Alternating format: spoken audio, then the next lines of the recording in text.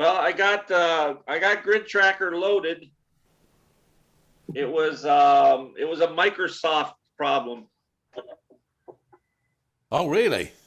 Yeah, but now I don't have all the settings, but I have it up and running. I just got to refine it now.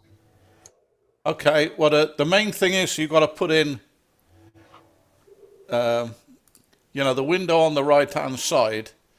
You just need to it says map view filters. Just make sure that you've got the bottom one selected correctly, because the bottom one, it says data. You can have logbook or live or logbook and live. And if you haven't got any of those selected, then your grid tracker won't show. So, you want a minimum of live, but it's probably best if you do logbook and live. Yeah, let me pull that up and see if that makes sense. But what I do, can I share? I don't know if somebody has to give you permission. No, it doesn't look like it. I can share. There you go. Can you see my grid tracker? Yeah, I can. yeah, I see it. Okay, well, I'm talking about this window here. So band, you just do automatically. Wait, I got something in the way here. Okay, so looking where? Map view? Okay. Map view filters. Now, those are important. Now, the band, if you put it on auto, that means whatever you change FT8 to, or WXJT, whatever, this will follow it. Otherwise, if you click auto, you can select all the different bands. Okay. So just put auto in the band. The mode, well, I put mixed, but a lot of people do digital, FT8 or whatever. And the same with propagation. I just leave those at mix. But the one at the bottom, if I show you, if I go live, look, this is all the stations that are available to me now. If I go to logbook, this is everything I've worked, but it doesn't show the ones that are live available to me. And if I go logbook and live, you see the blue ones are people that are in QSOs. The green ones are people that are calling CQ. Can we go to settings and can you go to settings and then map? Settings and map. Yeah, go over to the gear. Over to the gear. Oh, this one, yeah. And then go to map. Okay. You got humanitarian. Yeah, that's, I tried all of them. That one seems to be. It's an open street map if you want to go into it, if you want to zoom in. All right, and then let's see, animated, active. That's just. Yeah, I mean these here, the grey line, darkness, and everything there. You can see the grey line. You can turn that up, and make it. What I hate about these is that numbers 30%. You have to remember the number. I know it's brightness. That's the killer, because that doesn't give you a number. So you can't put it back to where it was if you're playing around. QRZ path width. You got it at 1.2. Yeah, that path color. Yeah, well, the QSX path color is the color. Let me go to a different band, because this is, I'm on 15 meters and it's practically closed. So let me go to a band that will be open. So I'll go to 40 meters. Or 30, yeah. Yeah, okay, so I'll put that there. So I'm on 30 meters. Spot color, let's see, QRZ. You should. QRZ missing grid, do you have that checked? Yeah, I've got. Which one did you which one? QRZ missing grid DXCC right down. Yeah, is that checked or not? No, it's not checked for me, because all I want to do is see the squares that I haven't worked and the countries, and I don't collect CQ zones. CQ highlighting. PSK is checked. I'm not seeing these. Oh, there, yeah. Well, PSK spot color. I don't actually use that. I use PSK on a different computer. So I turned it down, but you can turn it up and you can Merge see. award overlay is not checked. No. Flight fit map to QRZ is not checked. No. Okay. Transparency up at the top is 50%. Yeah, that gives you, like you can see now. You know, so you don't, if you're looking for something, you don't lose it. All right. Then if you click on your logging tab. Oh, login. Okay, so this is where I've set, this is my QRZ password. Or no, that's the key. You get that from QRZ. Yeah, and you put in your call sign and your password and your email address, but they're normally blanked out. Okay, club. So, oh yeah, let's see. How do you have that? You have all I've got is QRZ. You have all three of them highlighted, huh? Yeah. Yeah, because I want the menu, I want startup, and I want the log. So that gives me, because I do my login on QRZ. So basically, what it'll do, it'll populate the squares here. It'll populate those squares when I've got, QRZ. And the other thing is it's supposed to do, but it takes a long time. So I click QRZ, a couple of times, I don't know, every couple of hours or something like that. So it catches up with what I'm doing. QRZ doesn't send the information out, and I've never figured out how to get login to ask QRZ for the info. So I just click on here, log QRZ, and it will update the log. So basically, if you've got some of the squares confirmed, it will show them as red. Now, how do you access QRZ, the log? It will automatically go there. You do that on, I think it's lookups. Yeah, lookups. So you say QRZ, and you give your username and your password, and you can press test, and it will tell you valid. Yeah, I'm valid. So just need your regular QRZ. Normally people have their call sign as the username for QRZ, and then a password.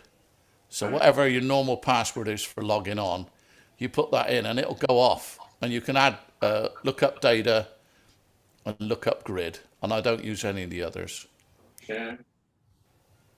And I don't Now you've got United States. Yeah. Logbook of the world. And EQSL. And EQSL. I use EQSL because a lot of Japanese use it. And for some reason or other, I work a lot of Japanese stations here. So they don't use QRZ much. And they're way, way, way behind on Logbook of the World. But they do EQSL. That's just like a regular QSL card, but it's electronic.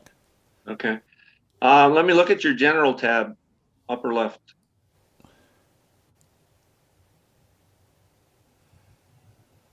So I changed this to 2238. I don't know what yours is. I think they're... You changed which one? The port.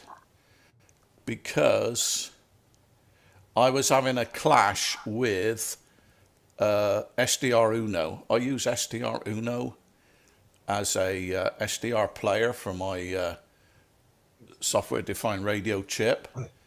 And they both ended up on the same port. Yeah, so basically it was 2237 and I changed it to 2238. So application status that you set in WSJTX is 127.001.2237. And what you can do, a lot of people have changed to 127.127.127.127. Or you can do like 203, 203, 203, 203, so you're not getting mixed up with everyone else. I didn't do that, I just changed the port. Okay, 127, okay. and then you put your grid square in, but it will get all this from QRZ.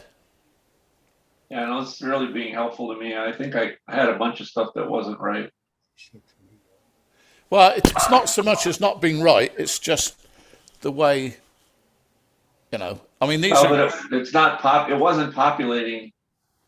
And if it's not populating, that's because of the data. You want to do logbook and live.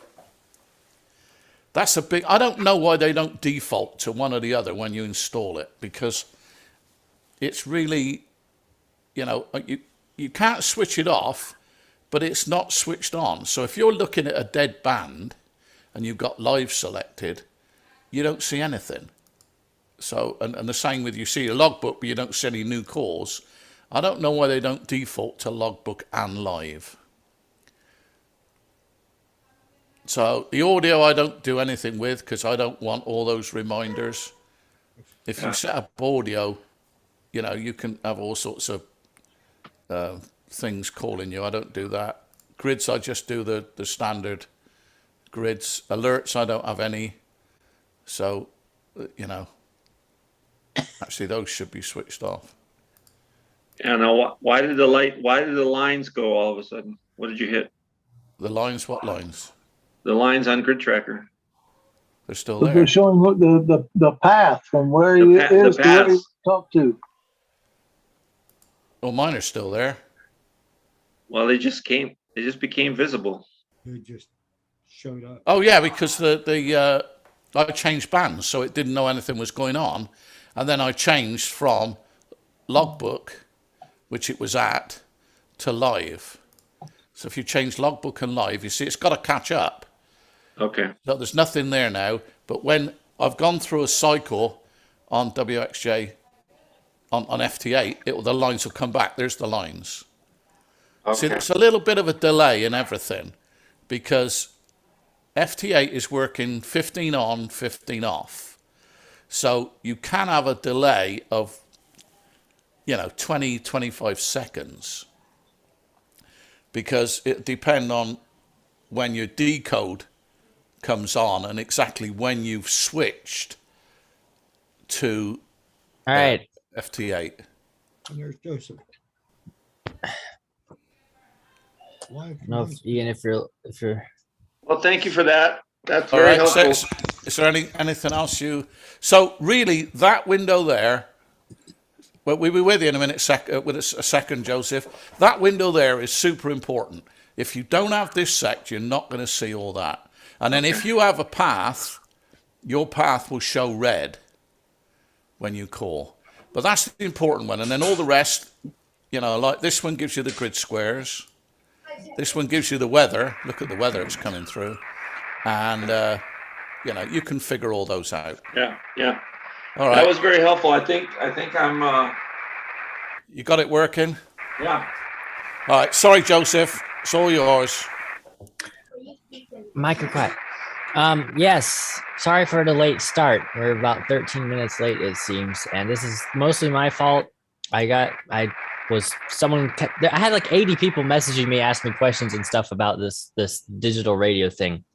So I was talking to them, and then it was about 20 minutes out, and I realized I better eat something for dinner. So sorry, guys. But yeah, this is the Southwest Florida TechNet. Tonight's topics are Winlink. We're going to be going through Winlink, and I believe Ian's going to share his knowledge of how he got it working, and he may have some questions as well for some of y'all, because I think he was saying HF was not working, but he was able to get VHF working. So he may have some questions for you guys on Winlink and all that.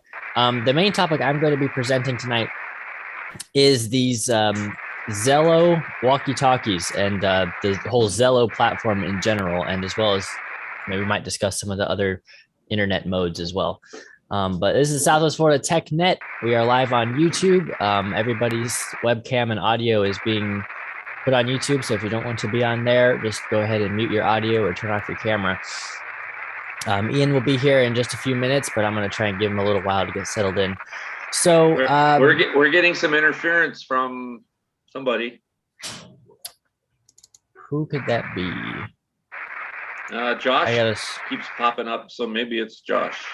Okay, yeah, it's him. I will Oh, I'm not co-host, so I can't fix that. Josh, if you can hear us, can you mute your microphone? Oh, great. Well, I can't do anything about it, so we'll just have to deal with it, I guess. Yeah, I think you can go and turn down the volume of individual people. Josh says, not me, no mic or camera. Well, you have audio coming through. You definitely have something coming through.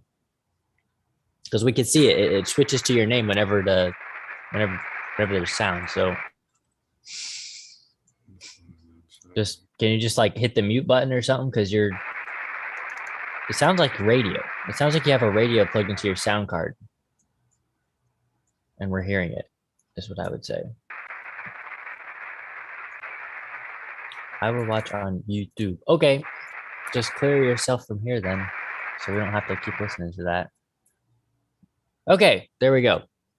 Anyway, it's Southwest Florida TechNet. We're live on YouTube. I already said all of that, so I guess we'll get started now. I was supposed to make a slide presentation for this, but I got stuck at work longer than I thought I was going to. So yeah, this is like one of the worst, most unprepared we've ever been, but hopefully it'll be okay. I guess I'll start from the beginning then. So I talked last time about the 444-325 Miami repeater and how it got shut down. And the guys down there actually invited me to their Zello room. And if you don't know what Zello is, actually, I should pull this up and show this. Zello is an internet radio mode. It's basically a walkie-talkie simulator. It's an app on your phone, and as well, it's also a desktop program. Let me share my screen here. It's sort of like Echolink and the other various internet modes, but it doesn't really. It's not set up to be interfaced with repeaters. It's really easy to do, but that's not like their main goal. So it's actually mostly used for professional work because, you have, like here it says ATX driver, you got dispatch and everything. And people use it for commercial applications a lot. But if you see here in the picture, this is what the app on the phone looks like. You just have a big push to talk button and you can switch to different channels and rooms, or you can go direct to other people, and you can add people in there, like just search for a username and you can add them in there.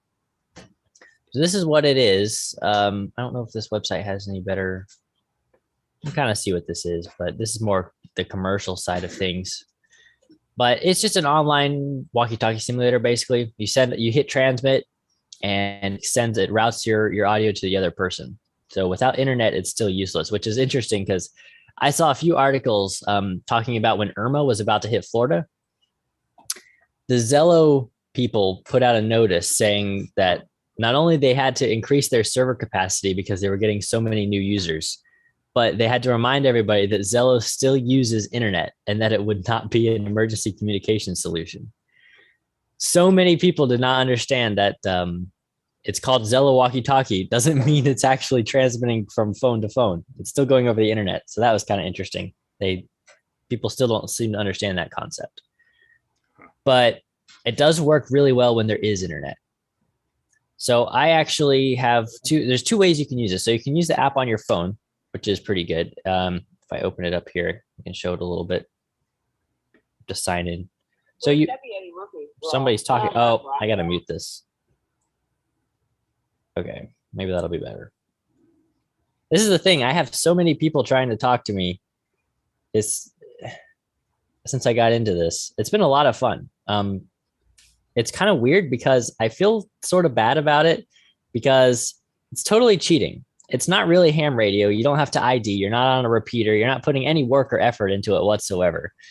But I've had so much fun on here compared to the local traffic on the actual airwaves that it's kind of giving me mixed feelings. So here's the app on your phone. You can see I have some rooms here, so I could choose a room. Let's say I choose the Echo room here. So you can talk to yourself to do a self audio test. And then you literally just push the button, it turns red, and now you're transmitting. You have a little S meter. There's a little S meter down there, which is pretty cool. And then you let go. And then it's actually going to repeat myself back to me, but I have it muted so you can see the other person talking there. So the app on the phone is really, really easy to use. But the coolest part, I think, is that you can buy relatively cheap Android radios. It's essentially a Android phone with a push to talk button, and it's in the body of a handy talkie. So I have this right here, and y'all may have seen the videos that I uploaded to this channel yesterday with a review of the radio, and I did another video about how to hack this thing. So this was about $59, $59, and it is a Kaysun Zl10. Now this is another thing, just like the Baofeng. There's like 4 or 5 different companies that sell this exact same body and shell. It's the same thing. It's just rebranded.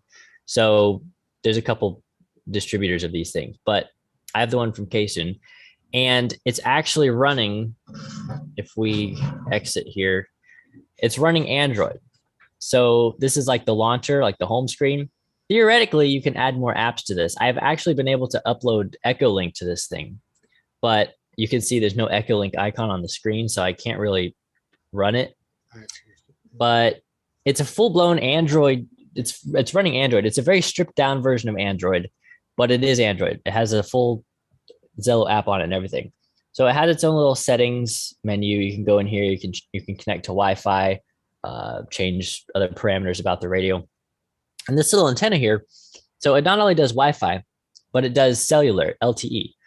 So you can put a SIM card in here. It's behind the battery, and you can run this thing off of cellular, and it uses so little data that you can buy a prepaid card. I've seen on eBay, you can buy a prepaid card. It gives you 500 megabytes a month for a year, and it costs $99.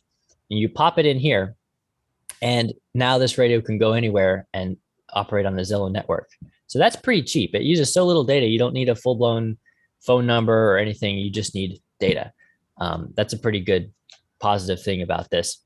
But if we go back into the actual Zello app, so I showed it on the phone a minute ago, and now it's here on the screen. Now this has been modified by me to actually look better. But when I first bought this, it was much more, I'll go ahead and choose Ian here to show the screen. The button, like the circle button in the middle with the microphone symbol right there in the middle, right there, that was not visible. It was all covered up and everything. You can see the video where I hacked it. But so I've improved it a little bit, but you can see it is small. The screen is definitely small, but it works pretty well. So the app is there. You can navigate the app just as you would. Use the left, right buttons here to select different aspects of the screen, and then you hit OK to enter. But if we just do a little test here, oh yeah, I have a couple things I want to show with this. Okay, so I'm going to go to the, see if I can find the echo here. Okay, so if I turn the volume up a little bit, you can hear it make its little chirp. So I'm going to say KM4 OVZ testing. KM4 OVZ testing. KM4 OVZ testing. So it can, that's the audio quality. If y'all could hear the audio quality, it's really good. It's very cool. For what it is. It's incredibly good. When you switch to, I believe if you're on your phone and you switch to LTE on your phone, it does reduce the bit rate of the audio. Boys, we're on a roll. What's going on? This is kind of lame. I'm like ready to go night-night. I'm like, oh. See, I got someone trying to talk to me. This is a Dan out of Naples. I gotta tell him I'm in the meeting. Too busy. I'm doing the Telnet. I'm doing the Telnet. You gotta stop radioing me. I don't know who that was. I believe that was Kimberly. All right, I'm starting to say that you're probably sorry you let my happy little asshole Miss Ass in here. I like a party. Come on, Miami style. Let's have a party. This is like a virtual party, you know? I'm busy. I'm turning the radio down. Y'all gotta stop it. I live in Naples. I live in Naples, which is Returnetville. They're so boring. I gotta find her direct. I believe that. Oh, she's on the Miami thing. I'm trying to find where she's talking. Why can't we all get along? I gotta disconnect this thing. It's weird poking around on this tiny screen trying to disconnect it. But you can hear how everybody's having fun. Okay. I'm in the Telnet. I'm in the Telnet. I'll talk to you later. I gotta turn this thing down. But there you have it. That was a little bit of a sample right there. I had about 3 different people trying to talk to me all at the same time. And you have different rooms. You can mute people, unmute people. You can put all your friends in one room and then just have them all talk there instead of trying to do direct messages. You can do all kind of stuff. It's really, really cool. So I've been having a lot of fun on this. So the Miami guys made a Zello room and they invited me to it, and it's private too. So you can make a private room that no one can get into unless they have a password, or you can make it public, but have to manually approve the users who come in. So there's some level of moderation you can do there. And that's pretty useful, especially with the Miami thing where there's some troublemakers trying to get in. But this little radio for $59, it's basically worldwide communications for recreational use. I would not, not emergency, not really all that reliable if the internet is being sketchy, but for just a fun toy to have, this thing is amazing. I can't recommend it enough. I've had so much fun with this little radio. And there's a lot of other models too. So this is another cool thing. I'm going to pull up my screen share here. We're going to do, I got like a bunch of stuff open because I am doing the two. I'll just stream the whole screen. Okay. Let's go to Amazon here. And let's look for a Zello Walkie-Talkie. So this is the one I got here. That's the one I got, and it is $59. It has everything a normal radio has: volume knob, speaker, headphone jack. The headphone jack is kind of odd because I plugged in some 4-pole headphones, the one with like the 4 separate rings, and it didn't like that. It started trying to transmit, and like it was glitching out the app because it was trying to transmit and it was keying and unkeying super quickly. So you need an actual, I don't know what they want you to use because they don't sell a speaker mic. Like Baofeng sells a speaker mic that works with their radios. I haven't been able to find a speaker mic for this radio.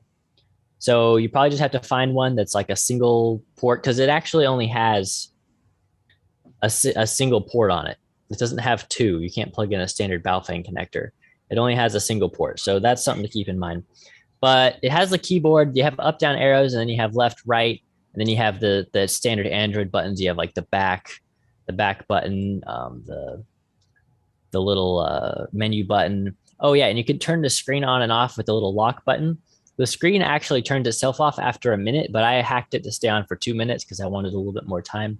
Also, when you push to talk, it will turn the screen on and it will start transmitting. So the push to talk always works, even if the screen times out, which is nice. The one drawback with this radio that I've seen that is not too bad, but it's enough to be considered a design flaw, is that when the screen is off, like it is now, you cannot adjust the volume. The volume doesn't work when the screen is off. And they could have gone the route of just having the audio go through a variable resistor, a potentiometer, like any other handheld. All the other handhelds work that way. But instead, the volume knob is actually simulating the volume up down on the side of your phone, pretty much. So that's a bit of a design flaw. It doesn't work if the screen is locked, essentially. There are a few other things that make this difficult to use, such as trying to use the little keyboard. Like it has a little on-screen keyboard and you have to like up, down, left, right on the tiny little screen to type. It's not impossible to do. Even before I hacked the screen to make it more usable, it was still possible. I was able to sign into the app and I was able to start using it. But the good news is if you plug this into your computer over a USB cable, you can run an app on your computer called, I believe it's called Visor, VYSOR, that will essentially act as a remote desktop for the radio. If you're on Linux, you can install a program called Screen Copy. You do sudo apt install SCRCPY. And then you just run that, and that will also do the exact same thing. And you can use your mouse to click the buttons on the screen and everything. So if this is your first time setting up the radio, it might be worthwhile to just plug it into your computer right away and just skip the frustration of using the keyboard. But that's the only real issues I've encountered, is just once you're signed in, once you've got your Wi-Fi added, it really is quite a breeze to use. The display is fairly bright. It's not super readable in direct sunlight, but that's just kind of how it's going to be even with a proper cell phone. It has Bluetooth, so that's another cool thing. I have some wireless earbuds, and you can connect the wireless earbuds to the radio. So that's another cool function if you're... You use a Bluetooth keyboard with it. I don't know. I haven't tried it yet. Go try so that. that would be a good thing to try. I bet if you put a Bluetooth keyboard on there, you'd get a cursor on the screen, and you could use it like a computer, kind of. Just some type of command line. Yeah. It also has GPS. So that's another thing with Zello. It is meant for professional use and amateur use, but if you're using it for professional applications, you can have it report the location of the handheld whenever it keys up. So similar to how like the police have their digital system, it keys up, it'll say, car number, name of operator, location, all that kind of stuff. This can do the exact same thing. In fact, whenever you key up in a public room, if you key up in a public room, it'll say, your username on there. So you can see who's talking. It also says like how long you've been talking for, stuff like that. But this radio in particular has been really, really good for the price. And the antenna is removable. It's got a standard SMA connector for the antenna. Ooh, that's so you could put, it operates on the GSM. Is GSM the right word? It operates on the cellular band. So if you put a 2 meter band antenna on there, it may or may not give you problems. But yeah, but what if I make a Yagi for that frequency and stick it on there? You could absolutely do that, and then you'd have just. It would look like a yard rake. Yeah, I want to connect to Rick's Wi-Fi. Yeah, you could do that. Connect to the McDonald's Wi-Fi from being across the street. There you go. Yeah, that would work. That's a good point. I didn't think about that. But I wanted to show something else too. So that's the radio I purchased. Where did it go? Yeah, right there. But you don't have to get that one. If you want something a little bit nicer with a bigger screen and a touch screen, you can get this Aniseku. It's another brand I see a lot of people buying for Zello. And it's even more of an Android phone. It's got a few, it's got the push to talk. This one's actually pretty cool. For $138, you get a bigger screen and a camera. Oh, yeah. So the Zello app can send text messages and pictures. So like if you're on a job site or something with one of these, this is like a really good device. You can take pictures and send them. And it has a camera on the front and back. So look at that. That's actually like a really good deal for the amount of functionality you get out of this. For the price, I mean, that's like a third of the cost of a more professional setup. You could buy like a Motorola system or something, but those are like 4 times as expensive. So will this app run on an Android phone? Yes, it will. That's what I have. That's what I have here. Yeah, the app is called Zello. It's in the Google Play Store. You can buy aftermarket Android phones for like $50. Yep, that's another thing you can do. Oh, yeah. So what I've done on here on my Android phone, you can go into the settings on Zello and you can tell it to use a button as a push to talk. So I just have the volume down button set up as push to talk. So you can just literally key it with your thumb and use it like a normal radio. I just like these because they have the, a more ergonomic kind of thing. And it actually feels like you're using a radio. They also have these things. So this is kind of funny. It says Aniseku, but it also says Enrico on the radio. Those are 2 different brands, 2 different competing brands. But you can get a Bluetooth. So yeah, if you don't want to get the radio, you just take your phone and get a Bluetooth hand mic and use that and just connect that to your phone. And then you have pretty much the same functionality as the handheld I have, but it's still on your phone. So you've got just the Bluetooth microphone here. That's a cool thing you can do. And those are, I've heard good things about those. I know a couple of guys who have those actually, but I really wanted to show, if I can find it here, not a Zello walkie-talkie, but a Zello radio, I guess. Here we go. This is what I wanted to show. Mobile radio. Oh, that's neat. It's still running Android, and this thing can do other things as well. It has Google Maps on it. So you can, if I can zoom in on this? Whoa, that's not right. That doesn't want to. If you had a business where your trucks had Wi-Fi in them, these would work just like 2-way radios. I mean, well, that's the thing. See this antenna on this? You put a SIM card in there. As I was talking about this earlier. You buy a $5 a month SIM card or $100 a year SIM card, and pop it in this thing, and then you don't even have to worry about Wi-Fi. Holy crap!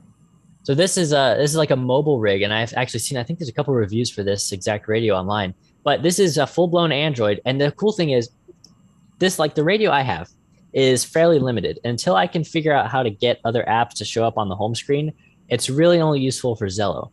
But if you get the more expensive radio, like the one I showed earlier, the Aniseku, you can install Echolink, DV Switch Mobile, Real PTT, Peanut, all these other. Oh, you can put on Discord, TeamSpeak, anything that does voice, you can put on here, and you have a microphone and push to talk. So you can literally use this for just about anything.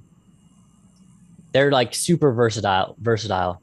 So you could do. I think the coolest thing would be to put DV Switch Mobile on here, and then use it on the All-Star network. But that's just one of the things you could do. This one here is full-blown Android. So you have messaging, you have Google Maps, the web browser is there. This would be really cool for a mobile setup, but it does not do analog. So once you have this, you know, and the other thing, there's so many cool things about this that it makes me kind of sad that I'm talking so good about this, because I've always been so against these internet things, because it's like, that's not real radio.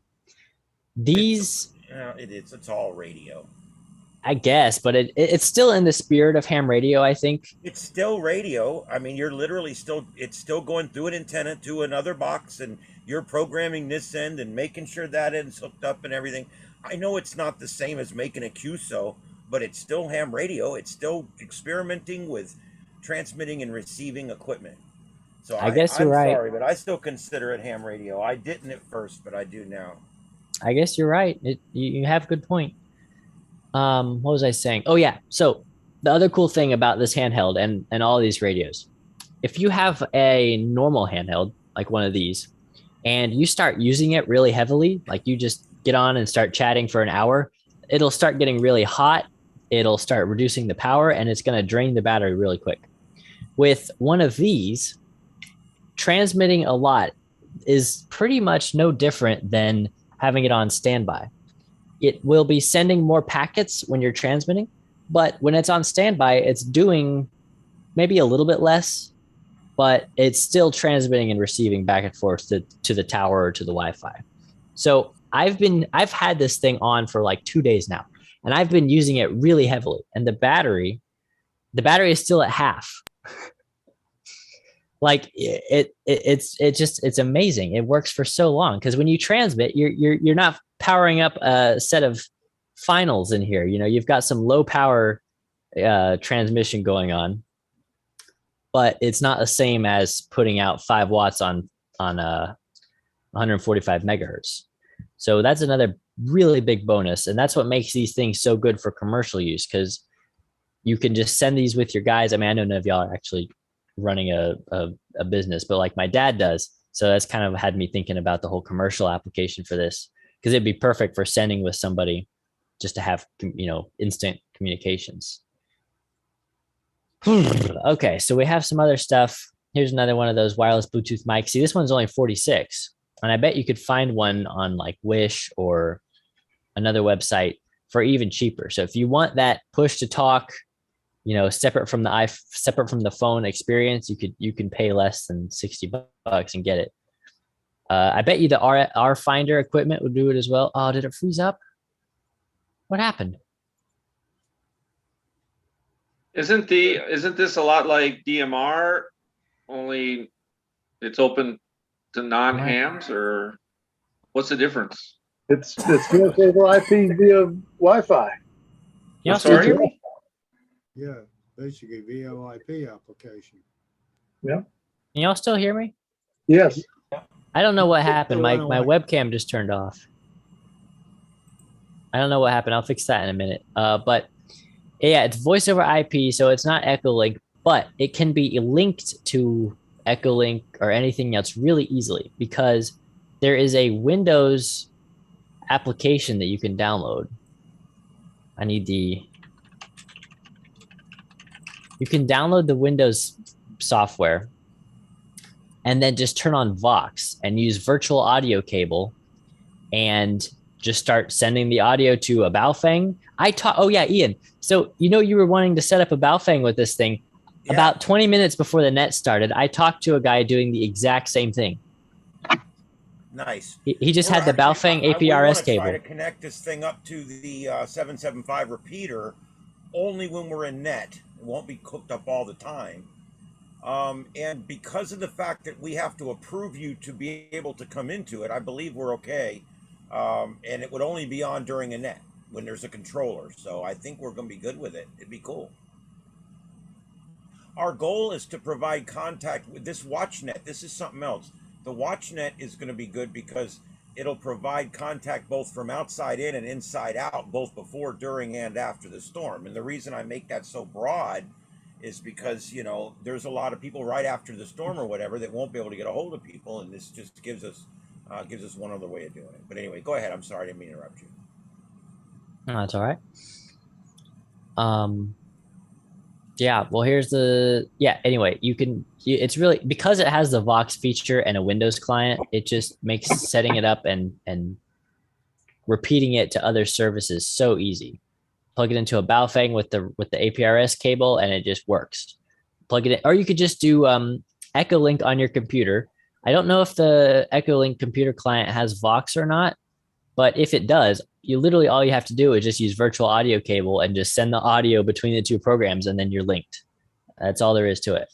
Matter of fact, we have a project for that this weekend. We're going to try to get it going. So yeah, if you guys leave your 775 on, and if you hear us playing, give us an air check, and we'll see what we're doing. But yeah, I'll be on 775 most of the weekend. I am going to the swap shop. I don't know who I'm going to see there. Yeah, I'm going. Rick, you going? Yep. Planning on Okay. it. But anyway, all right, Joseph. Yeah, continue. I'm sorry, I didn't mean to interrupt again. no, that's all right. I'm coming to the end of my little presentation here. We got Mac OS and Windows, and I tried to install it on Linux using Wine, but it didn't work. It just crashed. So that's kind of oh, but if you could just run it on a phone, if you have a spare Android phone sitting around like Ian's gonna do, you just set it on the phone and you plug the Baofeng cable. You might have to get one of those adapters like this thing I have here. Oh, that's not an actual adapter, is it? That's just a part of an adapter that I cut up. Find mine. It's here on this desk somewhere. Here we go. If you just have one of these things where it's like four pole into separate mic and speaker connector, I just have one of those. You just plug that into your Android phone or your iPhone even, and run the Zello app on the phone, and then plug this into your radio, and you're good to go. Yeah, it has a lot of. We're going to be trying to set that up tomorrow and testing it out, or tomorrow or Sunday, whichever day. I actually do, Joseph. I have a client. I'm doing lunch on Sunday with my mom, and I've got the swap shop. So, but we will work around all that and get it done. Yeah, sure, anytime. And Zello, I'll be as far free. as Zello goes, I will probably, if we decide to use this as part of the WatchNet, I will have setup information for those of you who join the WatchNet, so that if you're out of area, you can at least monitor and or participate in the WatchNet from out of the area during the storm. Yeah, that'll be really cool. Yep. They actually have the Zello app available on the Microsoft Store too. That's Okay, neat. so there you go. It's Bill Gates approved. Yeah, you get to use it. In Google. This, oh, look at this. This thing is cool. You can be like a spy agent. Put this on your wrist and you can be like talking into your waterproof wrist cufflink radio. No, I want a little badge I can wear that I can just tap and talk on. That's what I'm really. If you have, that's what I'm looking for. If you have the Bluetooth, because that Bluetooth patch thing, you could use that. Yeah. That'd be pretty neat. I mean, one of my things I always wanted was they make the communicator that, like this, you know, the Star Trek, the original series communicator. They make this in a Bluetooth, and you just keep your phone in your back pocket. And when you get a call, it beeps like on the show, and you answer them, and it actually works like a speakerphone when you're talking to them. And then when you close it, it hangs up. And they've been out for like 10 years, and I just haven't quite ponied up $150 for one of them. There goes all my screens. I just love it. You need to get somebody that knows how to print one, and then just hack it with Bluetooth. There you go. Yeah, the only thing more difficult than raising $160 is me building it myself. Now you get somebody like Joseph to make it, because Joseph would know how to do a 3D printer since he owns one. And Yeah. he just mails it to you. There's actually plans for the communicator to be printed on a 3D printer online. I've already seen them. You can download them. They're free, and it shows you. But I will admit, the ones they've made look a lot like this one, which is a toy. This is actually this was a $30 toy when it first came out, and I bought it secondhand. But this one's not a prop quality. This is a toy, and the ones that they're making right now, they kind of come out looking like toys. They don't really look like the stage props. But anyway, that's for another day. We'll talk about that some other time. Okay. Anything else on that radio, Joseph? Not much. I don't think. I think Does I it have a covered cool pretty much- top that flips open like this when you talk? What the No. the one I have?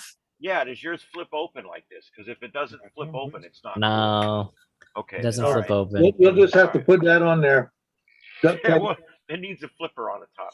Yeah. Well, anyhow, so in the chat, I have tried to correct some of your grammar. That 4-pole thingy that you call it, that's a tip ring sleeve, TRRS, and the 3-pole one is a tip ring sleeve. So you're supposed to learn these technical things. You're a ham. Thank you very much. That's You're very translating his French to English, basically. Yes. Yes. Get educated.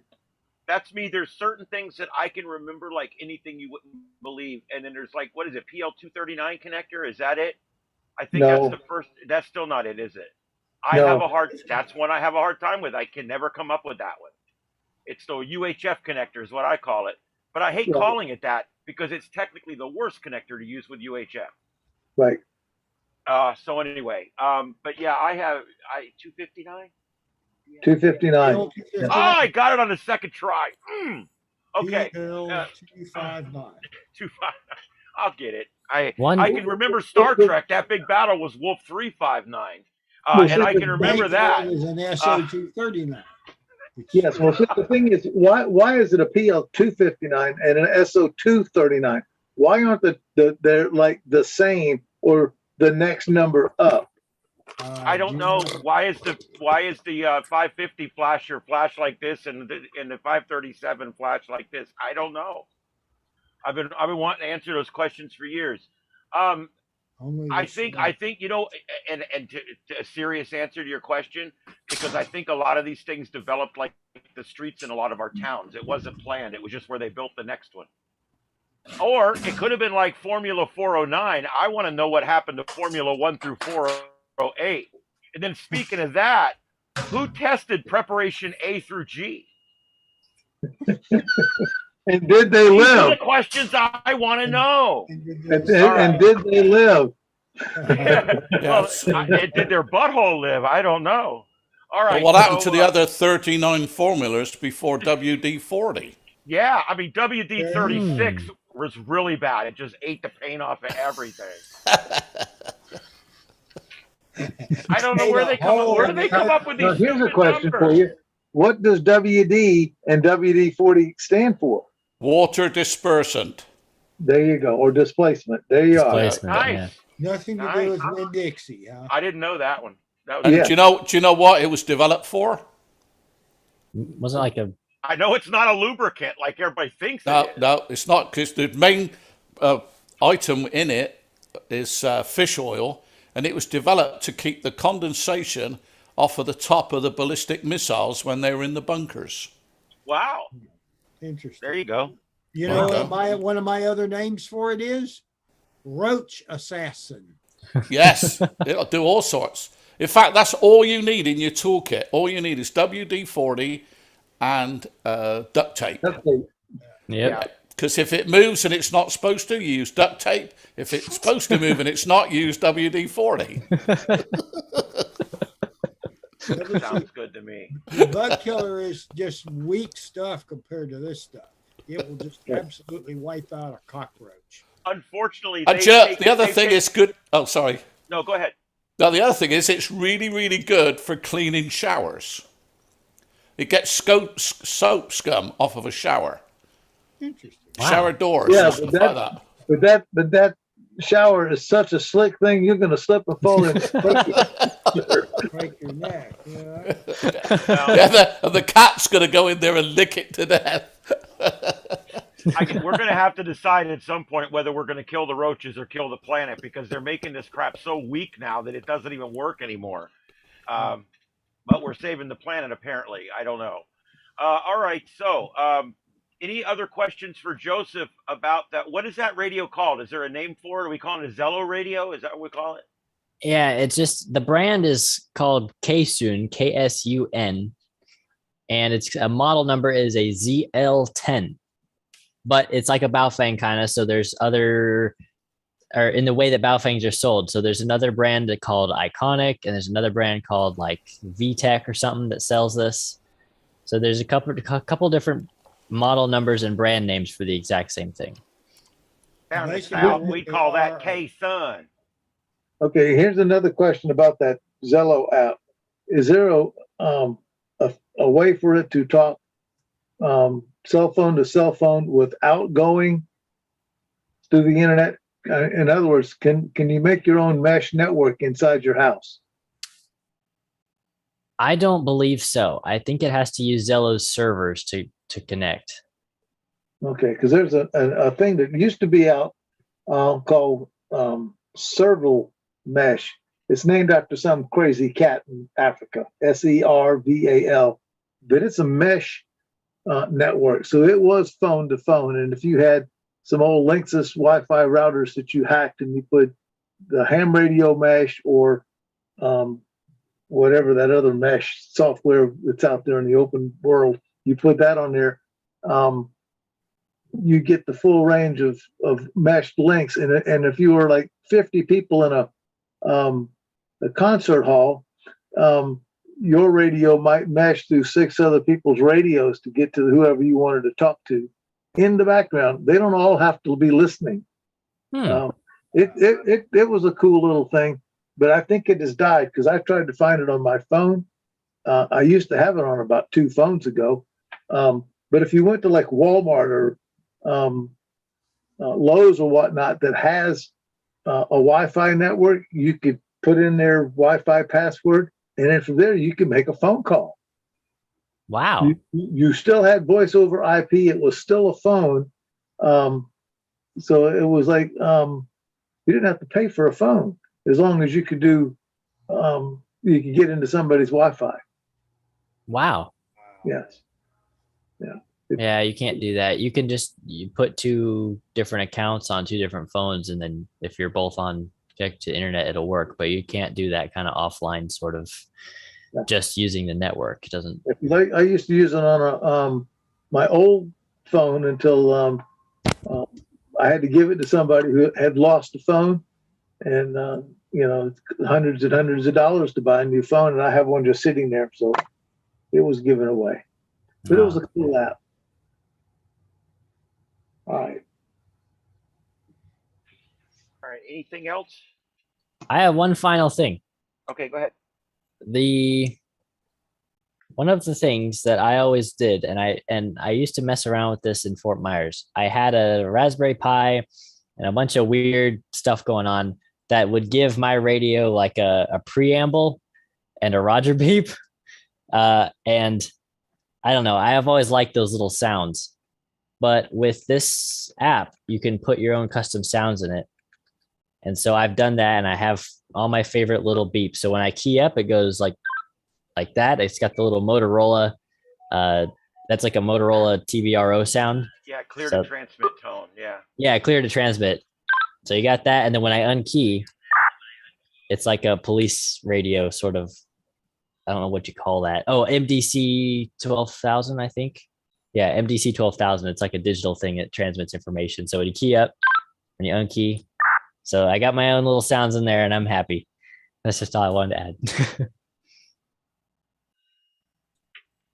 Is it just me, or does it look like Joseph's getting materials together to build a bomb in the background there? Yeah, that's the next project. Trust me. I don't know. I mean, if you really knew how smart he was, you'd just be glad he's on our side. Yeah, no kidding. I got my uranium right here. Here's my uranium. Yeah. There you go. Goodbye. I'm worried about everybody with black boxes with yellow lids. Well, no, that's just mine. I was noticing that. No.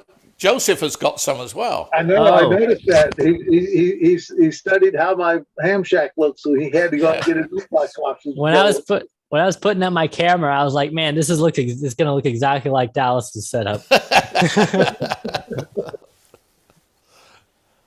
Oh well, Same I'm thing. gonna go find me those boxes this weekend so I can get some. They look great. Yeah, they're at Yeah. Costco. All right. All right, guys. And what I have tonight is a frustrating mess. It is what it is. It's called Winlink. And is there anybody in here that uses Winlink? Really, Little bit. Dallas Yeah. uses it. Yeah. Okay. I've only got it on Telnet, but I'm about to try Vera. Good luck. I can tell you this right now. It's antiquated crap. Okay, right off the bat. It's complicated. I've had 3 different people from our local Aries team try to get mine working, and I can't. Last weekend, I had a breakthrough. I realized that there's actually a modem program that I have to download when I'm using FM, apparently. Okay. Nobody seemed to tell me that earlier. So I downloaded this modem program that's called Sound Modem. And I went into that and I set up everything like you're supposed to. And I had it all working. Everything was working. And I was going to show you guys how I set it up and how I finally got it working after all the time and issues. I've been over a year trying to get Winlink working. And it's just to the point where it's so ignorant and so back-assward. And literally it's Windows XP interface. And now tonight, I pulled it back up earlier today to make sure it was all still working because I had restarted the computer. And now I can no longer send messages again. So if I can't get it resolved soon, I'm going to have to figure out something else because I got everything else that I've ever bought working, except the only other thing that was a complete failure was a DMR radio, but nobody has a problem understanding that. But I can't get Winlink to work. And so I don't know what to do. I don't know what to do. I've had people call, we've Zoomed, we've gone through the settings. So I didn't know. I don't know what to do. Like I said, I thought I had it working for tonight. I was going to go ahead and tonight I was going to come on here and show you guys what I had done to get it going. And then earlier I was unable to do that because now it's not working again. But I don't know. I gave up on it. I've given up on it twice. And I see another one of those coming down the track. Where do you feel it's failing? Well, it's mostly the part that it sucks. No, I'm just kidding. What it basically is, here, can you guys see that? These are my 2 screens. This is the modem that the video I was watching. You need to share it. You need to share it.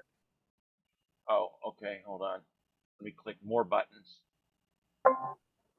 There's never enough buttons in this world. All right, and then let me full screen this.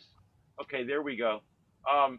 These are the 2 programs I'm using. Winlink Express, brought to you by Windows XP, and Sound Modem, which looks like it was made by the same people.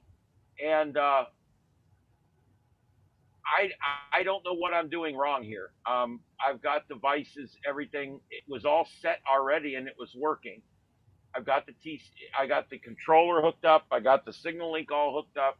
All that was working because I just restarted the computer after using it on FT8 today, so I know it's all working. And are you able to send a message via Telnet? Oh yeah, it works. I can certainly use Telnet. Okay. But anytime I go to Packet and I open a session, I get this screen here, and KISS is short for Kiss My Ass. It's not going. I click start, and that's when it tells me all the unhappiness. What the hell is a TCP? Why can't they put it in English? TCP is a port. No, that's person to person. PTV, yeah, that makes sense. That mode there is peer to peer or person to person. There you go. Right. You want me in peer to peer? No. No, that's if you're not trying to go to a station that's tied to the internet or as a server. Right. I'm going to the EOC on VHF, which is a Winlink server. Okay, so you do not want peer to peer. Hold on, let me turn her off. You do not want peer to peer. Because that Right. I'm not into peer to peer. That switches to peer to peer. So I'm actually in well, here, let's get out of this and I'll go back to here. I'm in Winlink packet. okay. And are you using a TNC? Don't you use Vera HF or Vera FM? No. You have a TNC, or you have a sound card modem. I have a TNC sound card modem. It's the Signal Link one that we did last week or whatever, 2 weeks ago. Okay, so then that would be That's why I tried this again, to be honest, because I thought now that I have what they say is the recommended piece of equipment, maybe it would work. And it did work one time. I mean, maybe I should be trying Vara FM. that would be a little bit. That would be a lot faster than. It needs the Vara program. I don't have that. Doesn't that cost money too? It is. It does, but it's also free. You get the crippled version for free. The crippled version is faster than standard everyday 1200 baud packet. It's not faster than 9600 baud packet, but 9600 baud packet is in a whole different can of worms. You got to have a real TNC. You can't do that with the sound card, or at least not reliably.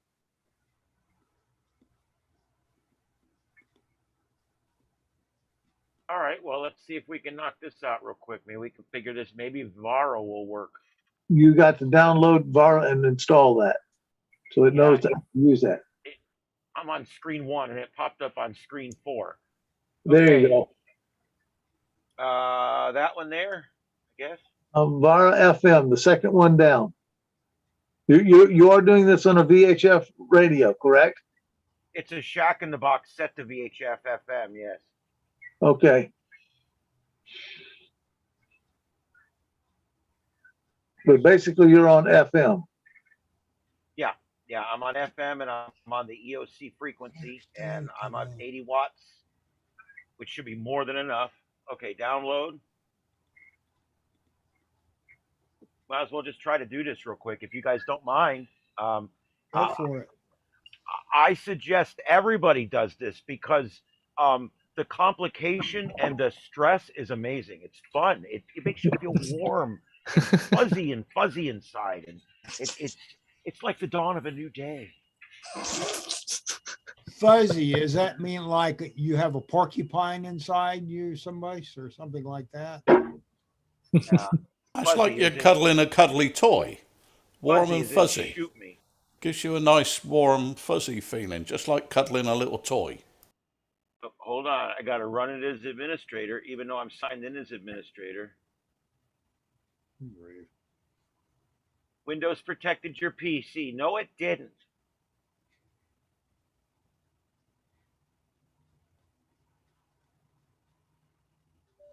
I'm convinced that Bill Gates is a hypochondriac. Well, Bill Gates has sold all his Windows Microsoft shares, so he obviously figured that he'd screwed it all up and he was going to get out while the going was good. So And even though he's out and causing all kinds of grief for everybody else. Exactly. Let me tell you guys something. I give him a hard time every day, and I don't care if he's out or not. All right. But I would have loved to have been outside his garage with $15,000 in my pocket in 1986. And number two, he's made so much money, and he's living rich beyond the dreams of avarice. So he's going to put up with me giving him a hard time. He's being paid well. I'm sure he doesn't sleep well at night just thinking about that.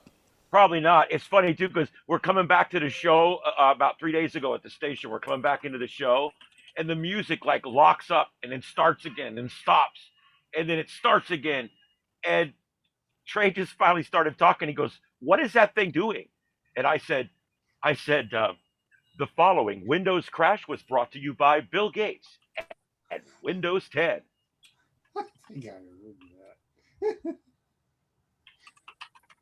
We had a system that ran 6 radio stations. It ran on a Linux environment, and it would run for a year without a restart.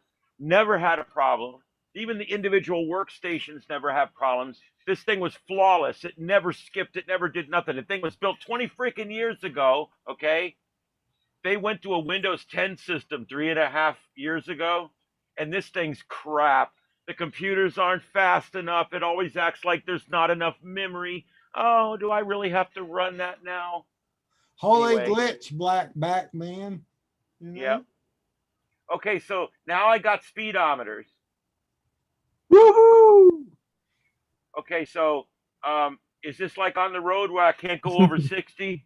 A 787 cockpit. Okay, so now what do we do? All right, so now we go back to here.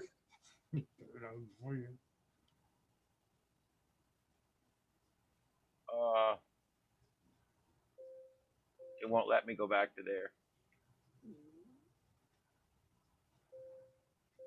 What the hell?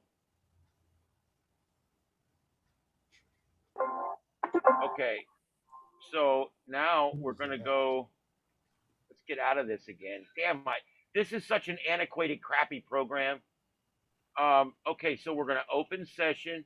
Now it should find the damn thing because I installed it. Launching VARA. Successfully connected to VARA FM TNC ready. Okay, cross your fingers.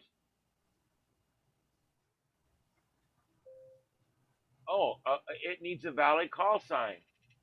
Would that be W4LCO or something? You're still I on assume peer to it peer. means- You're still on peer to peer though. I don't know if you can get off of that or. No, I'm in VARA FM. This says switch to peer to peer. Oh, okay. It's trust me, that screwed me up for 10 minutes when I first started the other day again. Okay, so Okay, inside VARA, did you do the VARA setup where you put in your call sign? Apparently not. Okay, so go back to that VARA screen that has the speedometers. Click on settings and go to VARA setup, and then Program put in that your, thinks it's a race car. well, it's just a VU meter. Yeah, it just looks like a dashboard. Okay, there's my call sign. And Allow VAR to registration check key. for updates. Do I check KISS interface? Don't you need a registration key? No, not to go with the slow mode. What about FM system? It you says narrow. You might need, since you're doing, no, you don't want to do KISS interface. I don't have mine set, but then I've got mine done for VARA FM. What about wide, narrow? The repeater's probably on wide, I would think. I don't would know. think, yeah. Yeah.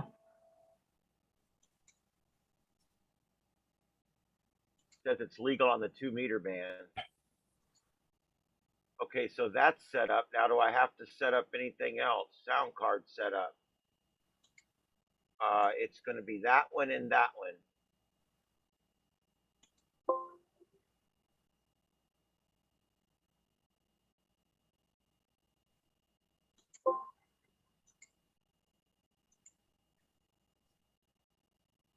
I don't know what this is doing. Okay, I don't need a test home. It keeps giving me this screen. I don't know what this means.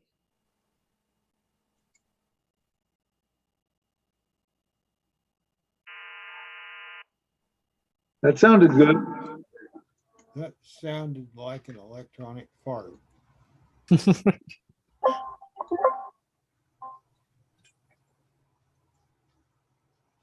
Transmitted, No signal. and it's receiving. You can see the audio I think.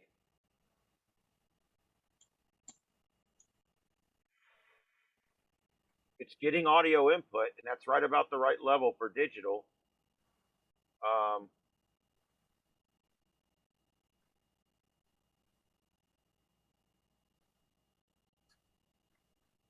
Okay, that should be.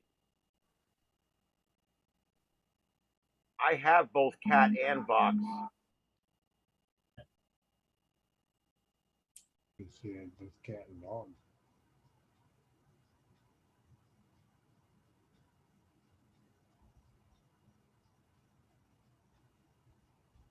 Try that. What do you guys think?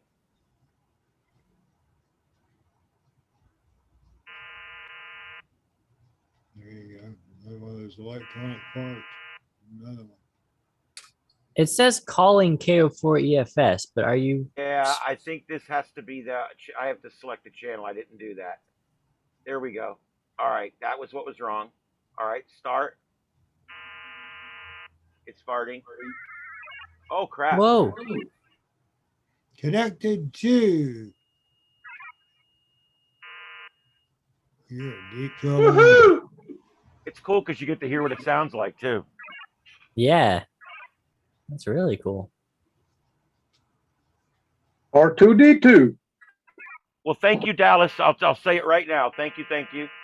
Beam me up, Scotty.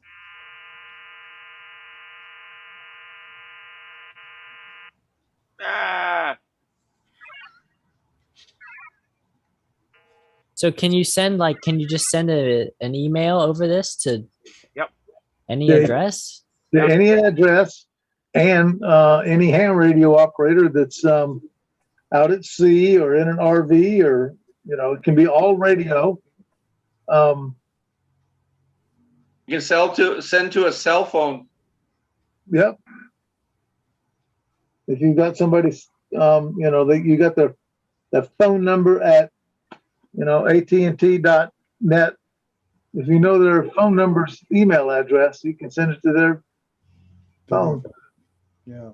It'll show up as a short text message if it's not too long. Yeah. It's email over ham radio.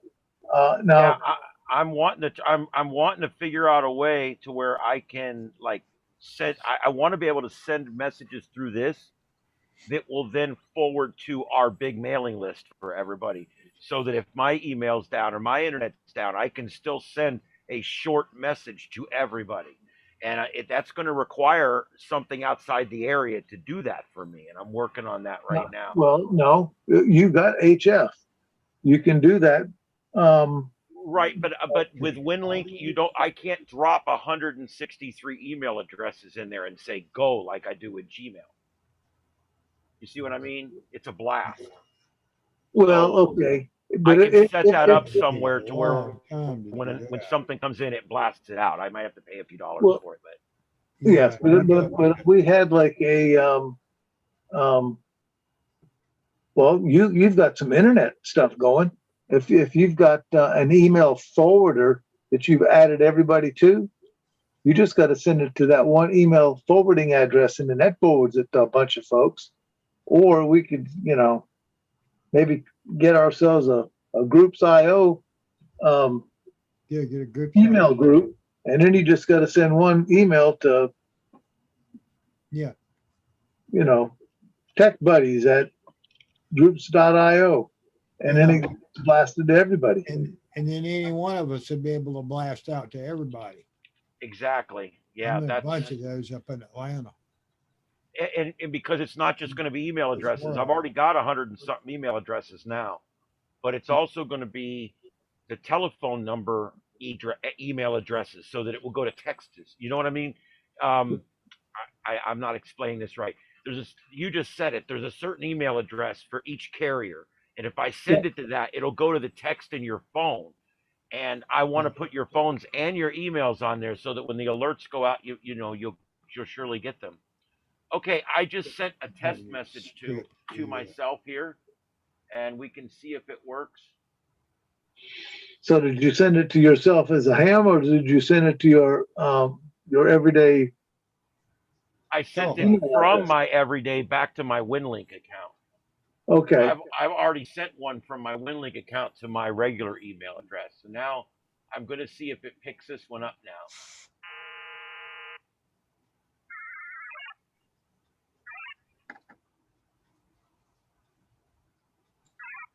Wow, I feel like I've moved into the 90s.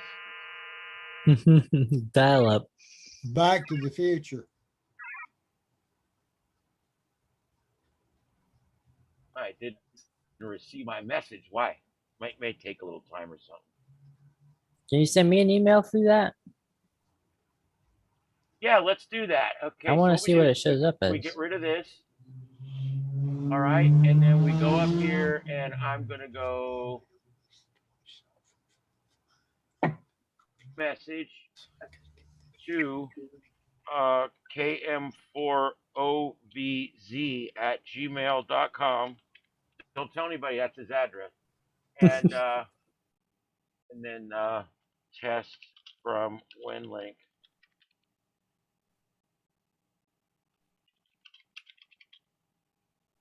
And then all you do is send it out, post to outbox right there. Post to outbox.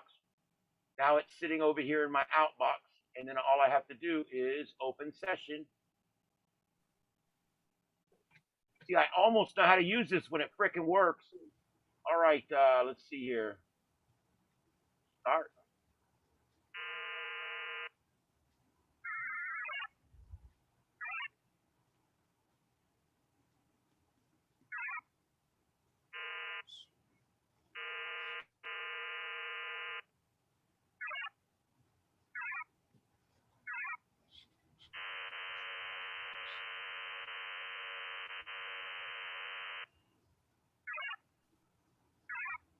All right. It'd take a long time to send out 300 emails on this.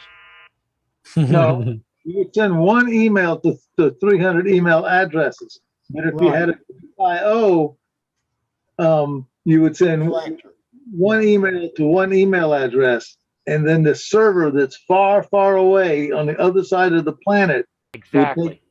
Hey, I got it. That's right. You did? Yep, there it is. Well, there you go. We sent Joseph an email.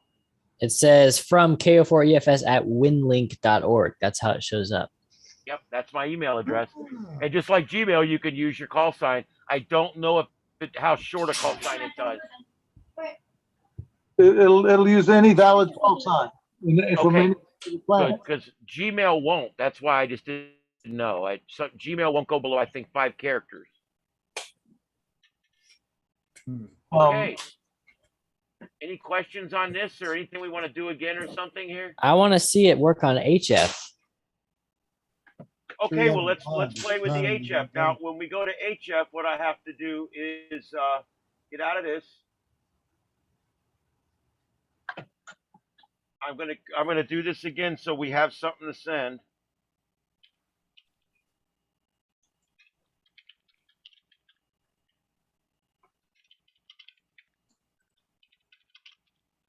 Okay, so now everything's set up. Oh, see, I'm not tuned, but I can tune it real quick. Okay, so we're going to post that to Outbox. So now we've got something sitting there to go out. So now I go to open session, but I got to change this now to Vara HF. Let's try that. And then open session. Oh, you got to install Vara HF. You have Vara FM. That's a different. It's different. App. Yep. Oh, for Christ's sake! It's going to be custom tailored to the expected bandwidth of what you can transfer. Yeah, we pay so much for these free programs. They should make them easier. Well, I guess you can't complain. You don't have to pay for it. I know that was kind of the gist of my joke. Now the sad thing is, the paid version is like $60. Yeah. And when you think of the number of hams that are in areas that have to fork out $60 for this, that's a lot of money. And then, Well- you know, we got all those sailors on their yachts that are forking out money because they don't want to spend all day down in the radio room. And all the Mars folks that use this, and you know, that guy's made a bazillion dollars. But not as much as Bill Gates. Okay, so here's the setup on this one. I think I know what to put here. Has anyone heard of anything with hams helping out from Ukraine? The Ukraine government told all their hams to not get on the air. Yeah, they told them to be quiet. Yeah, radio silent. Ruskies can't. Now, see that little tune button? You need to test that tune button and see what your ALC is on your radio. You don't want much ALC because ALC, if you're blasting too loud, your ALC will distort your signal. If you got one set up for F8 or some other digital Right. mode, it should work fine. Yes, but you got to set the driver level out of this software. From this software, yeah, I guess see your point. Right. I've got my transmit and receive levels at about the 10 o'clock position. And yeah, let's see. The ALC thing's a bit of a complicated mess with this FT100, to be honest with you. But I do have it set for FT8, so let's just move on here. All right, so settings for the waterfall on. You just leave all that. It looks fine as it is. All right, do I have to set it up for my radio? No, I don't think. Other than to hit that tune button to set the ALC audio output out of, you know, out of this Right, but software. I don't have any ALC control on my radio, so I just have to back the audio back off is what I do if it's too much. This FT100 doesn't have a direct ALC control like you would think it would. I've wrestled with this, trust me. Okay. And what I end up doing is just I run the sound down to where it, you know, I run just enough sound is what I do. Okay. I know that's very technical. Okay. Sorry. Do what you got to do. Yeah, I'm a rookie, guys. All right. Monitor on, off. Just know you wanted that on. You You want can leave that all on? that on. Then go back to Winlink and post your message. Well, now don't you have to choose which station you want to transmit to? Yeah, That's that's what back you called over Winlink. here. Oh, it's All in right, Winlink. so, Okay. yeah, that's in Winlink. That's going to be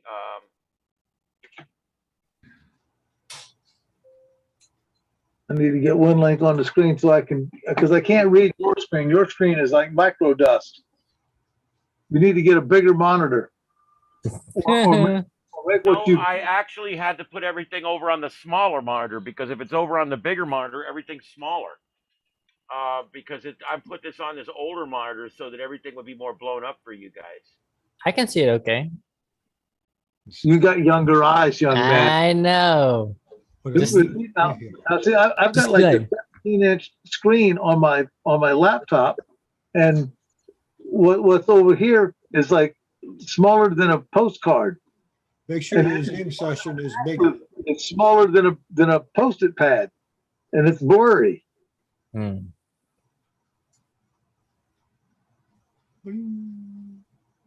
Okay, here's where it's going to give me my estimates for what channel we should use. It's updating. I got to figure out what band we're probably going to use like 40.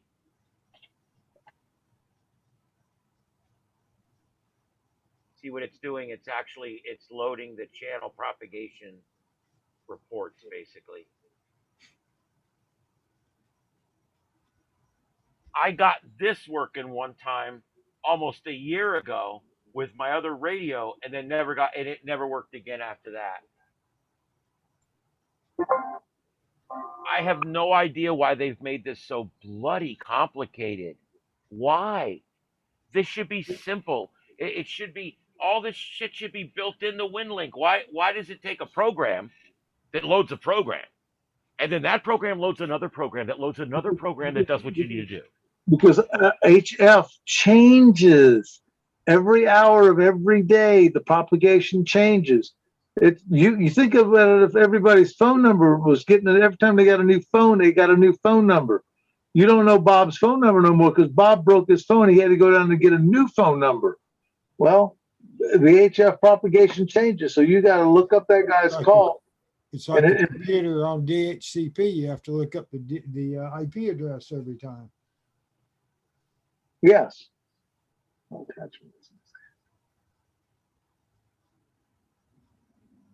Okay, nothing's happening.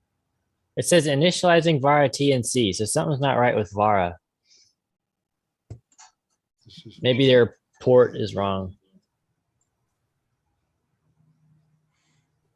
You're running on a what? Windows box. Okay, I just answered my own question.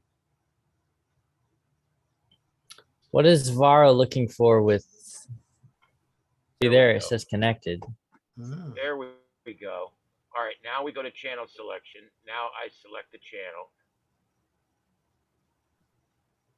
The only problem I have is the tuning is not going to be right on this thing. Your audio is really low, Ian. I know, I'm away from the mic. Jeez, that's losing it.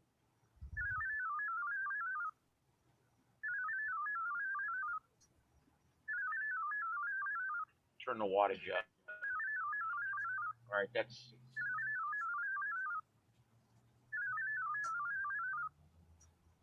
Well, how far away is W4? I'm not showing any output power. W4DIG? It says it's called Whiskey for Dog Golf. It's like Delta India Golf. Yeah, W4DIG, that's one of the stations. Okay. And you're on 40 meters, it looks like, right? Yeah. No, it didn't change the channel. That's the problem. I got rig control hooked up, but it's not going to change the channel. I have to do it manually. That's correct. Because it's ham radio where nothing's easy. That's why we love it. That's why you love it. Well, it is part of the chart. It is a little bit part of it. To be Because you could honest, just pick up the cell phone. I want to achieve things in ham radio, but all the bullshit keeps me from getting anything done. Hmm. All right, 7.081. All right, there, I'm set on frequency. I shouldn't say this out loud. My wife might be listening. Only because she has television to watch tonight and my granddaughter is coming tomorrow, I get to come down here and not get like interrupted. There's usually a big button when I sit in this chair. An alarm goes off for her to call down here to have me do something. This is the strangest thing. The air conditioner can be off for 17 hours. And as soon as she gets to the top of the stairs, they yell down into the basement, the air conditioner will kick in, and sometimes right next to it, the hot water heater will kick in. So now you have going right along, and then she's speaking at the top of the hallway. Like the air conditioner and hot water heater are having a war. Well, it's like, you know.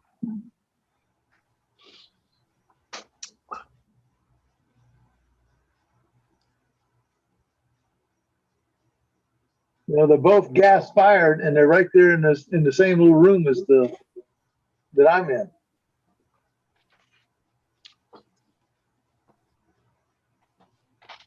Well, I made 12 contacts on FT8 and FT4 while we've been chatting away. I'm pretty happy for a newbie. Cool. Still no output power, or is it? What's it doing? No, I've got output power and I'm tuned. So it's which just not working. call sign are you using for your Failure connecting with W4DIG. W4DIG? Okay, I'll do that one here, and then I'll crank up the volume. Boy, the band's dead. Oh, there we go. Got the RF gain down too low. There's nobody there. So if you transmit, I should be able to hear you maybe. Is that you? Yep. Somebody's transmitting. Well, you should be able to hear it in Atlanta. Is this upper sideband or lower? Digital, your duo, it should be upper. You think it'd be upper. I thought I It is upper. Doesn't matter if you're at the bottom of the 160 meters, it's upper sideband always for digital Okay, mode. That's what all digital's upper except SSTV is what I was told, but I just was making sure.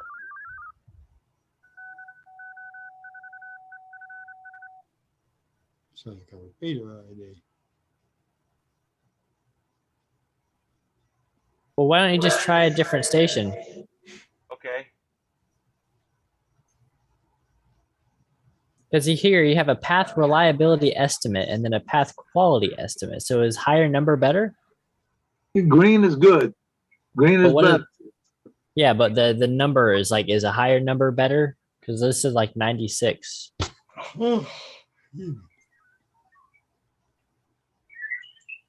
What can drive you nuts is some of the times the stations crash, and you keep trying to contact that one station and it's not there.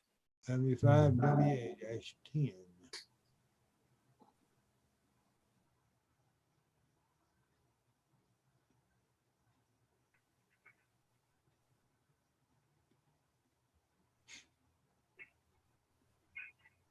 But now for me, where I'm at, I have access to two 10-meter stations, and they always show like 0, on this path reliability and path quality estimate, because, well, 10 meters, it might be totally dead.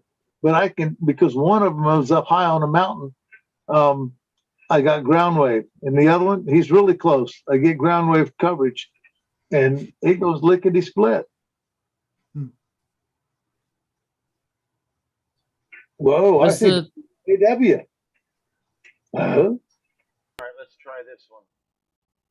the last time you tried it, Ian? It didn't look like there was actually doing anything on the waterfall. Like the waterfall normally would have like static and then dark and static and dark, but it was just dark the whole time. I don't know if it got messed up again. Ian, are you remembering to manually change your radio? Yeah, I'm at 7102.7 right now.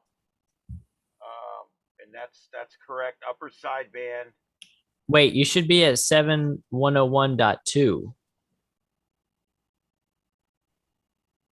Yeah, it says dial frequency in your center. Yeah, it says center frequency and it says dial frequency. All right, well, let's try that. So you then. need to be All at right. 7101.200 on your radio dial. All right, I'm on. Oh, wait a minute. All right, I'm on the dial frequency now. AK4SK.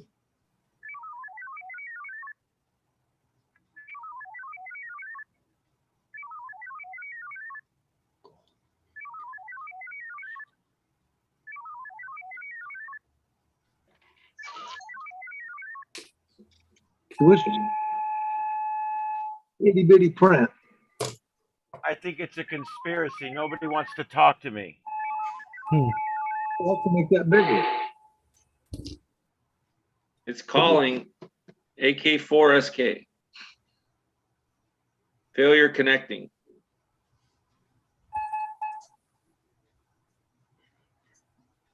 Try a different band. At least it should be like Vegas and go, ooh, sorry, try again.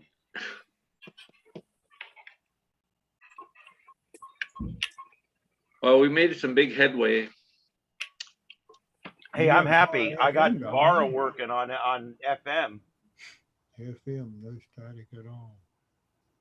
See, I had no idea that I had to download a program so that it could download the program so that it would download the program that it would need to talk to the radio through the program. Right. And then the other thing No was- idea. Where does it say that anywhere? All right. It said it somewhere, but yes, it's not clear. All right, it's not- so let's try. let's go back up to here again, and I'm gonna put in the dial frequency this time. 8100.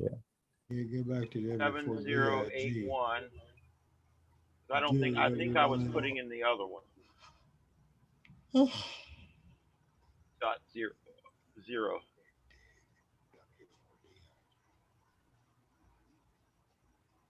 Okay, let's try it.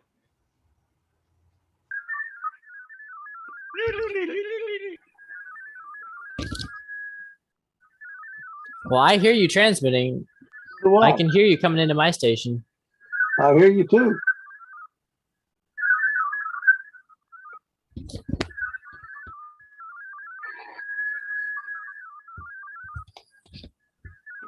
So if you guys can hear him, peer-to-peer should work then, shouldn't it?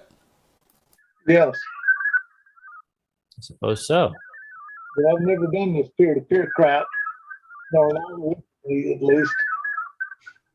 And every time I take my laptop someplace else and I use it for anything else, I have to reconfigure a bunch of crap to get this to work. I'm going to buy a new laptop and I'm never going to disconnect it. I'm going to connect it to this thing and then I'm going to shoot a nail gun right there through the so that I can't unplug the USB cable. And then instead of do anything else, I might put about 7 more nails right through to this wooden table so that I nail down the settings. And as long as I don't hit the battery, I don't think I'll let any of the juice out. So it should be fine. With a few, as long as I don't hit the keys and the keyboard. Well, and see now, what do I do? You guys can hear me. It could be that W4DIG is toes up. He may have, even though it says he's got a good path and a good reliability, he may be dead. How about KX4Z? 7101. Well, Yeah, this so is yeah, another maybe. one. This is another one here that has a good path that I didn't try with the proper frequency, 7101.0. When you were looking at WDIG before, it had different modes. It said V this, that, or the other. Are we selecting the right mode? Where's that? On The screen you were at before, the screen, now the one with all the green down the right hand side.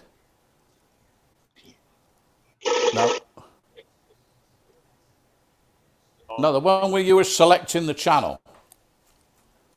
Oh, yeah, that's where did it go now? That's here. You would go to channel selection. Yeah, you see you've got W4DIG running in mode 500, 2300, 2300 on different frequency. I mean, I don't know. Is that important? I would think it would know that when I double click on it and it sets the frequency. You would think it would also set the mode, I would think.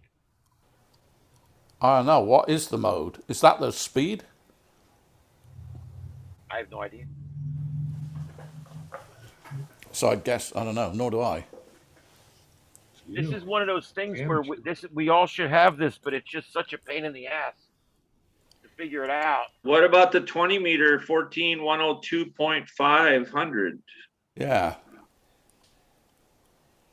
I could try that. I'd have to retune a little bit, but it's pretty close. The tuning on that one's pretty close. All right, let's see here. All right, so I selected that channel. It's 14101. 20s up.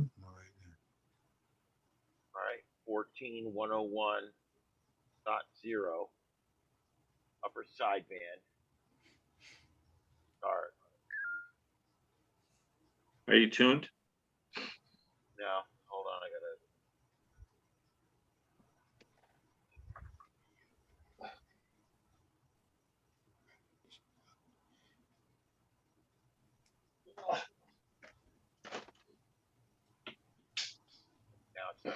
Well, it's changed from channel busy to channel free. That's a good sign.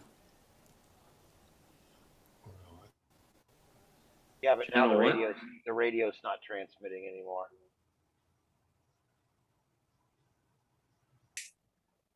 It's calling. Failure. Let me reset.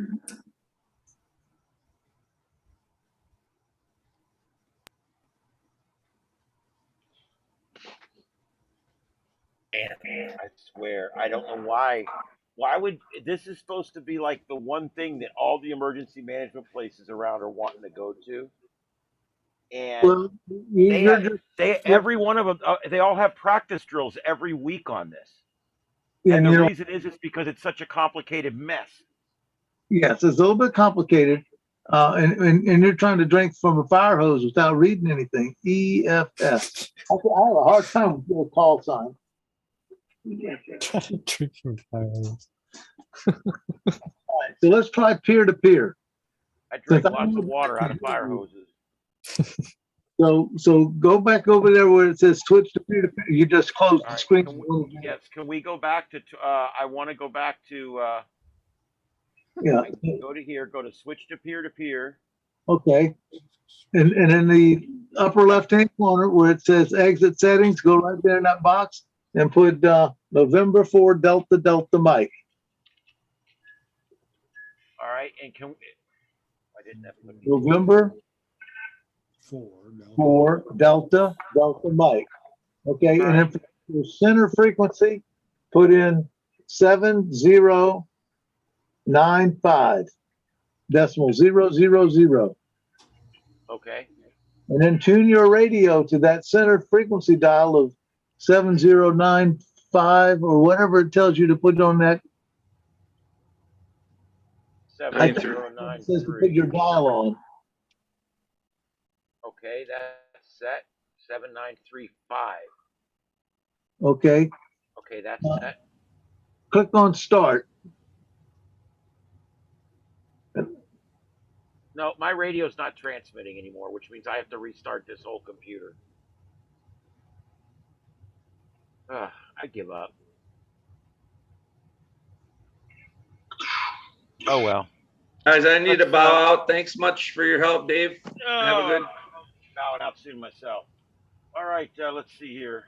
All right, have a good one, man. We appreciate you coming in. We'll see you next week. All righty. Take care. All right. And what I need to do, maybe for next Friday, I will get my super duper Vara FM, Vara HF guru. There's two of them right here. Both of them have just been bumped up to like they have an ARRL appointment for helping folks for doing this stuff. Wow. Good guy. Find a subject matter expert. That's what you need. Well, Yeah. and that might be good because then some of the other guys in here can have their stuff all installed, and we can get it. Maybe we can get it all working together next week or something. I'm all for that. I have nothing scheduled right now for next week. Yeah. See, my problem is this will be the last day my granddaughter will be here and then she won't be back until summer. She takes priority, so. There are things that are more important than ham radio. Oh, I absolutely no, I get that. So we may have to put that off till the following Friday night. That's fine. There's no rush at all. Whenever you're ready, I'm continuing here to try to get things ready for this WatchNet. I've got the alert system I'm putting together. I've got that Zello system that I'm trying to put together with him because I want to be able to connect this to other repeaters. And I'm wanting hopefully somebody down south that has access to a repeater down there. You don't have to have direct access to it, just be close enough to use it. And we take an old phone and a wire and a Baofeng, and next thing you know, we've got two systems connected together. So I mean, I'm looking at doing some stuff like that. We had at least one person trying to get in on the WatchNet, and I could hear him breaking the squelch, but we couldn't hear who it was. So I know that Foster got in, but there may have been somebody else too.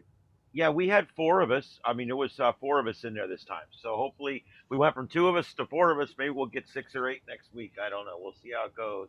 Let's see. Um, The next number is we have all right. 2, 4, I'm, and then 16.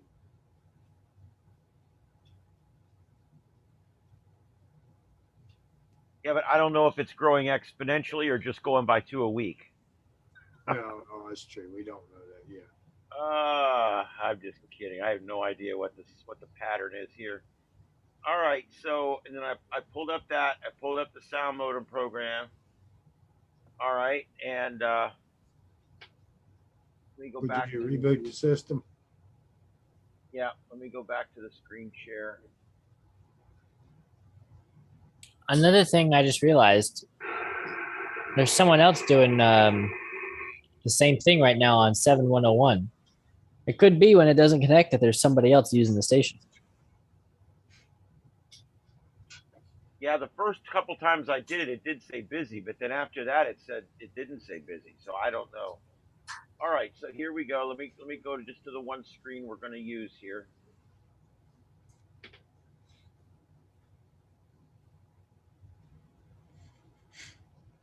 All right, that's as big as I can make it there. All right, so we're going to still do borrow open session. Go over here and get it and move it to the right screen. Because it's not, of course, not going to remember screen position.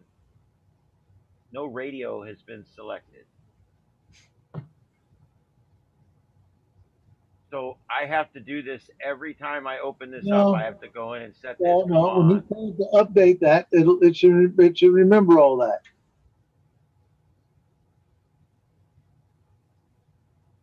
Okay. You see, and it takes that information by your radio, and it knows which way to do this channel selection to put you on the right frequency. Probably changes. Most hams think about when they grab that dial and they spin that dial. It says 7.1000. That's the frequency that they're transmitting on, and that ain't where they're at. Because your audio puts you above, if you're on upper sideband, or below that frequency. But that's like one of the most basic things you learn in the exam. Right. Right on. That's your carrier frequency if there were a carrier. Right. If you were to Kachunka carrier, but these things have all. My Navy was famous for this, for the radio and not to know what the window frequency was.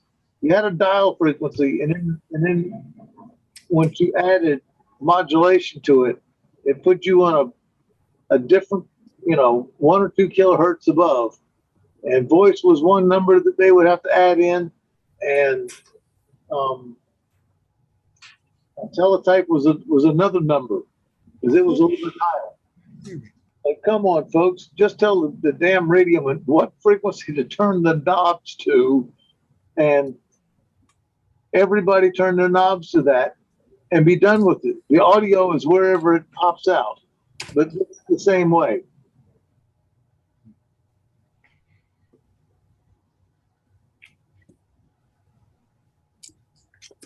All right. Well, the radio's working again.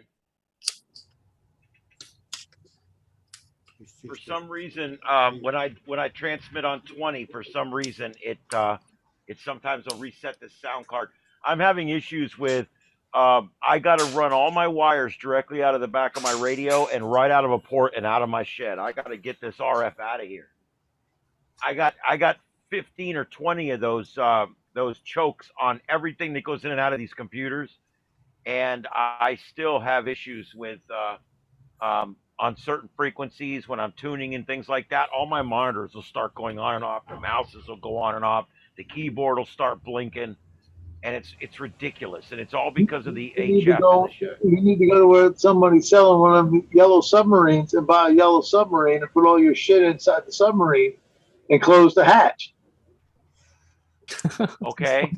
Yeah, you need to be inside a metal Faraday cage. Total airtight, watertight. Okay. Yeah.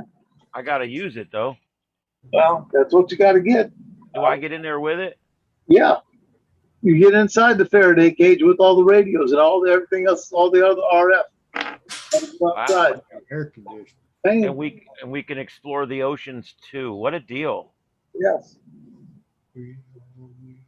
Okay, well, I'm about to call this thing here. Let's come back to this in a couple weeks. Okay. I'm going to practice and Not work. peer to peer? I'm going to. Well, we can if you want. You'll have to give me that. It won't let me type in the dial frequency. It only lets me type in the center frequency. Okay. Well, put in my call in me who you want to call. Take W. So you change it, switch the thing to peer to peer.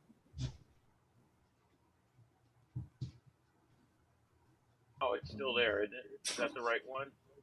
Yep. So let me, Okay, it's all still there. All right, so yeah, I'm ready. hold on a minute. My radio's not ready. I don't know. It's not in the right mode. I need to go to board. Well, you took so long. I went and did something else. And I need Don't to go blame to me. Blame Bill Gates. data. I want data. Blame Vladimir, he did it. Now my radio's gone brain dead. It wants to go to, no, it says USB data. All right, it's in the right mode. Dial frequency 70.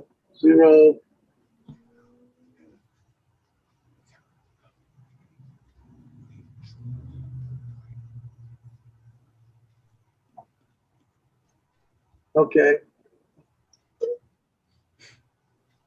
All right. You ready? I'm trying to call you. It looks like. You hear anything?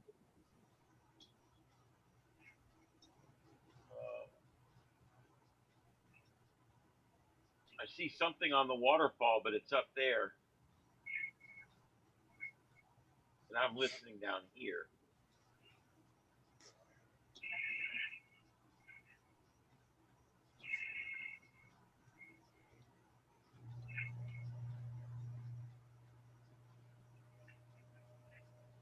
See, I'm seeing somebody up here, but I don't see anybody on where I'm at.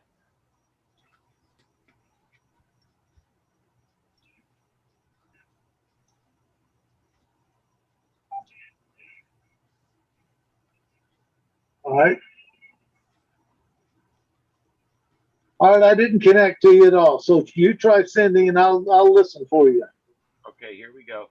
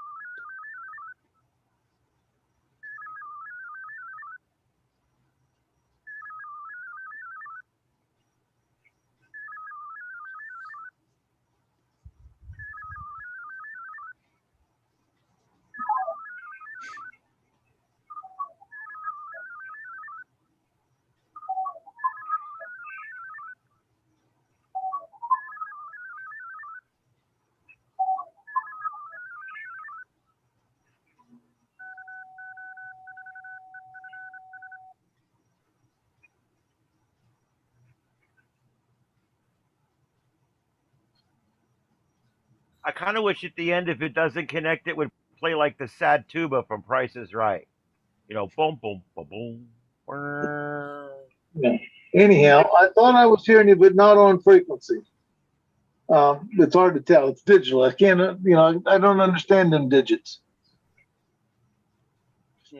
And what I would like it to do is it needs to be for teletype. When you're tuning a radio and it's radio teletype and you tune it in right, your teletype starts decoding. You start reading words, you know. You don't know what you got. Yep. Okay, well, we're gonna come back and address this in a couple weeks when we can get a chance. Okay. Let's just run through. I just had a couple of things I wanted to run through real quick, guys, and then we're gonna call it a night. I am tired. It's been a long week, but there's some things going on this weekend. There's some things going on with the weather. There's some things going on at the swap shop and stuff. So let's get to all that real quick. All right, let's move our way down here. We did have our second watch net. Like I said, there was 4 people in. Hopefully that will grow. Amateur radio is a slow start, slow performer. So hopefully we'll get some more people in later on. We have a CME inbound. It's going to probably reach on Sunday. Between now and then, though, the solar flux has bumped up a little bit, and we're seeing some crazy propagation. Like I said, 10 was weird this morning. Then this afternoon, man, it opened up wide open. So you just kind of got to watch it. When all this energy's floating around out there, different things will happen. You can see this was an Earth-directed blast. You can see that it's going in every direction, which means we're the focal point of where it's heading. And there's a great article in this week's tech newsletter about the red arc. You guys should check that out. I'm not going to go through it now. Let's see. I don't have it up, but you can see that this was the geomagnetic field was quieting down last I looked a little bit, but that's going to go crazy again between now and Sunday. That's one with the light switches. Yeah. And okay, as far as terrestrial weather, tomorrow we've got some storms going to pass through. Rick, you want to go ahead and put that hex beam up tomorrow about noon? I think I'll wait. I do have a picture of it and where it is. I'll show that to you. Oh, good. Well, yeah, let's do that. You can And here comes the actual rain too. But yeah, we've got this right here. We've got this spike, and it's going to be right at midday. 11 o'clock for Charlotte, 10, 11 o'clock, 12, 1 for Lee, 2, 3 for Collier. It's going to have up to 45-mile-an-hour wind gusts. So we could see tropical storm force wind gusts, but not all of us will see that, okay? Probably going to be 30, 35-mile-an-hour wind gusts. Okay, here's this week's Funny Boners.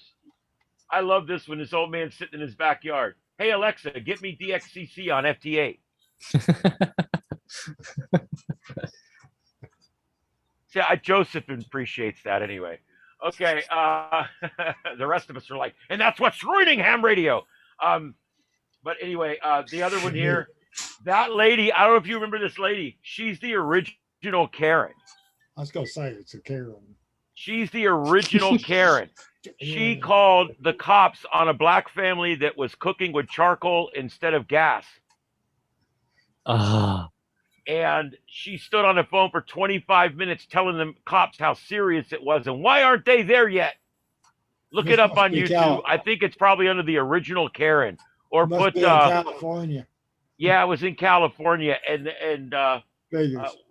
what it really is I'm just gonna say it. What it really is she's just a bitch and she's racist and she didn't like them in her park.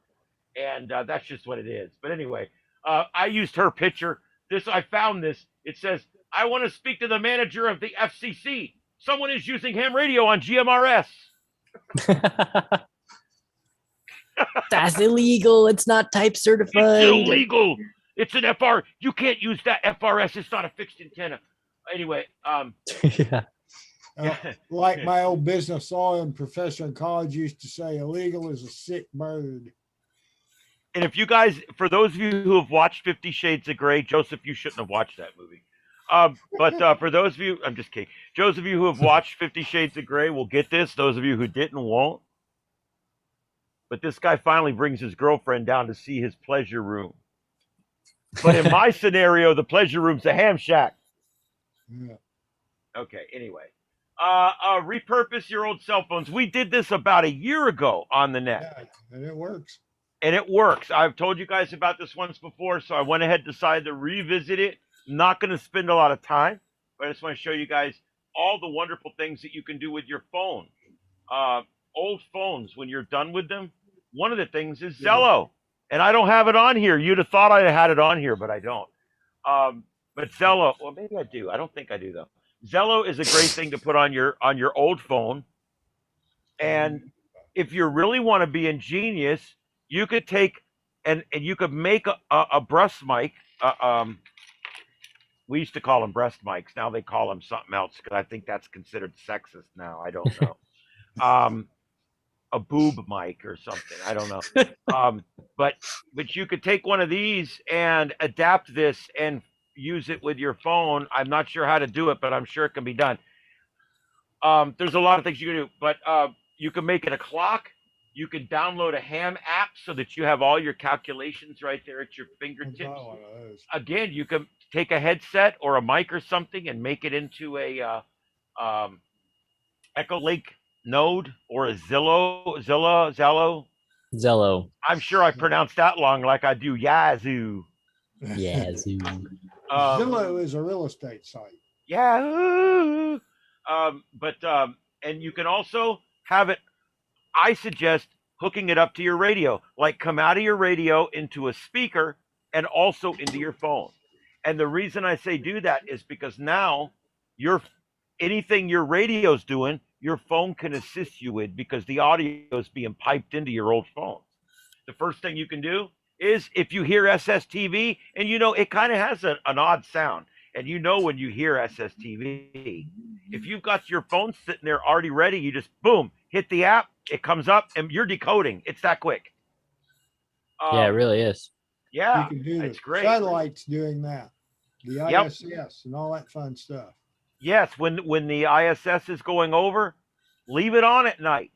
Leave your Robot radio on, 36. leave your phone on, and when you wake up in the morning, you'll have pictures of astronauts with a black background.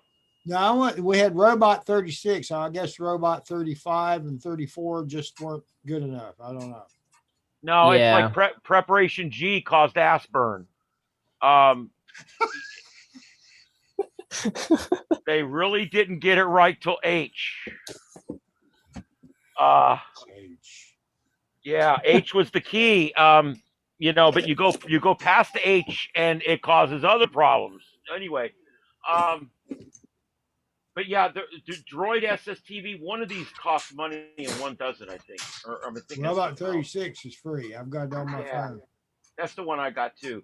And then this is another thing. Did you ever think about this?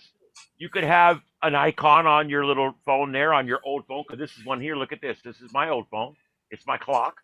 I got another old phone back here that I do weather, that I get my report. I get my audio reports on.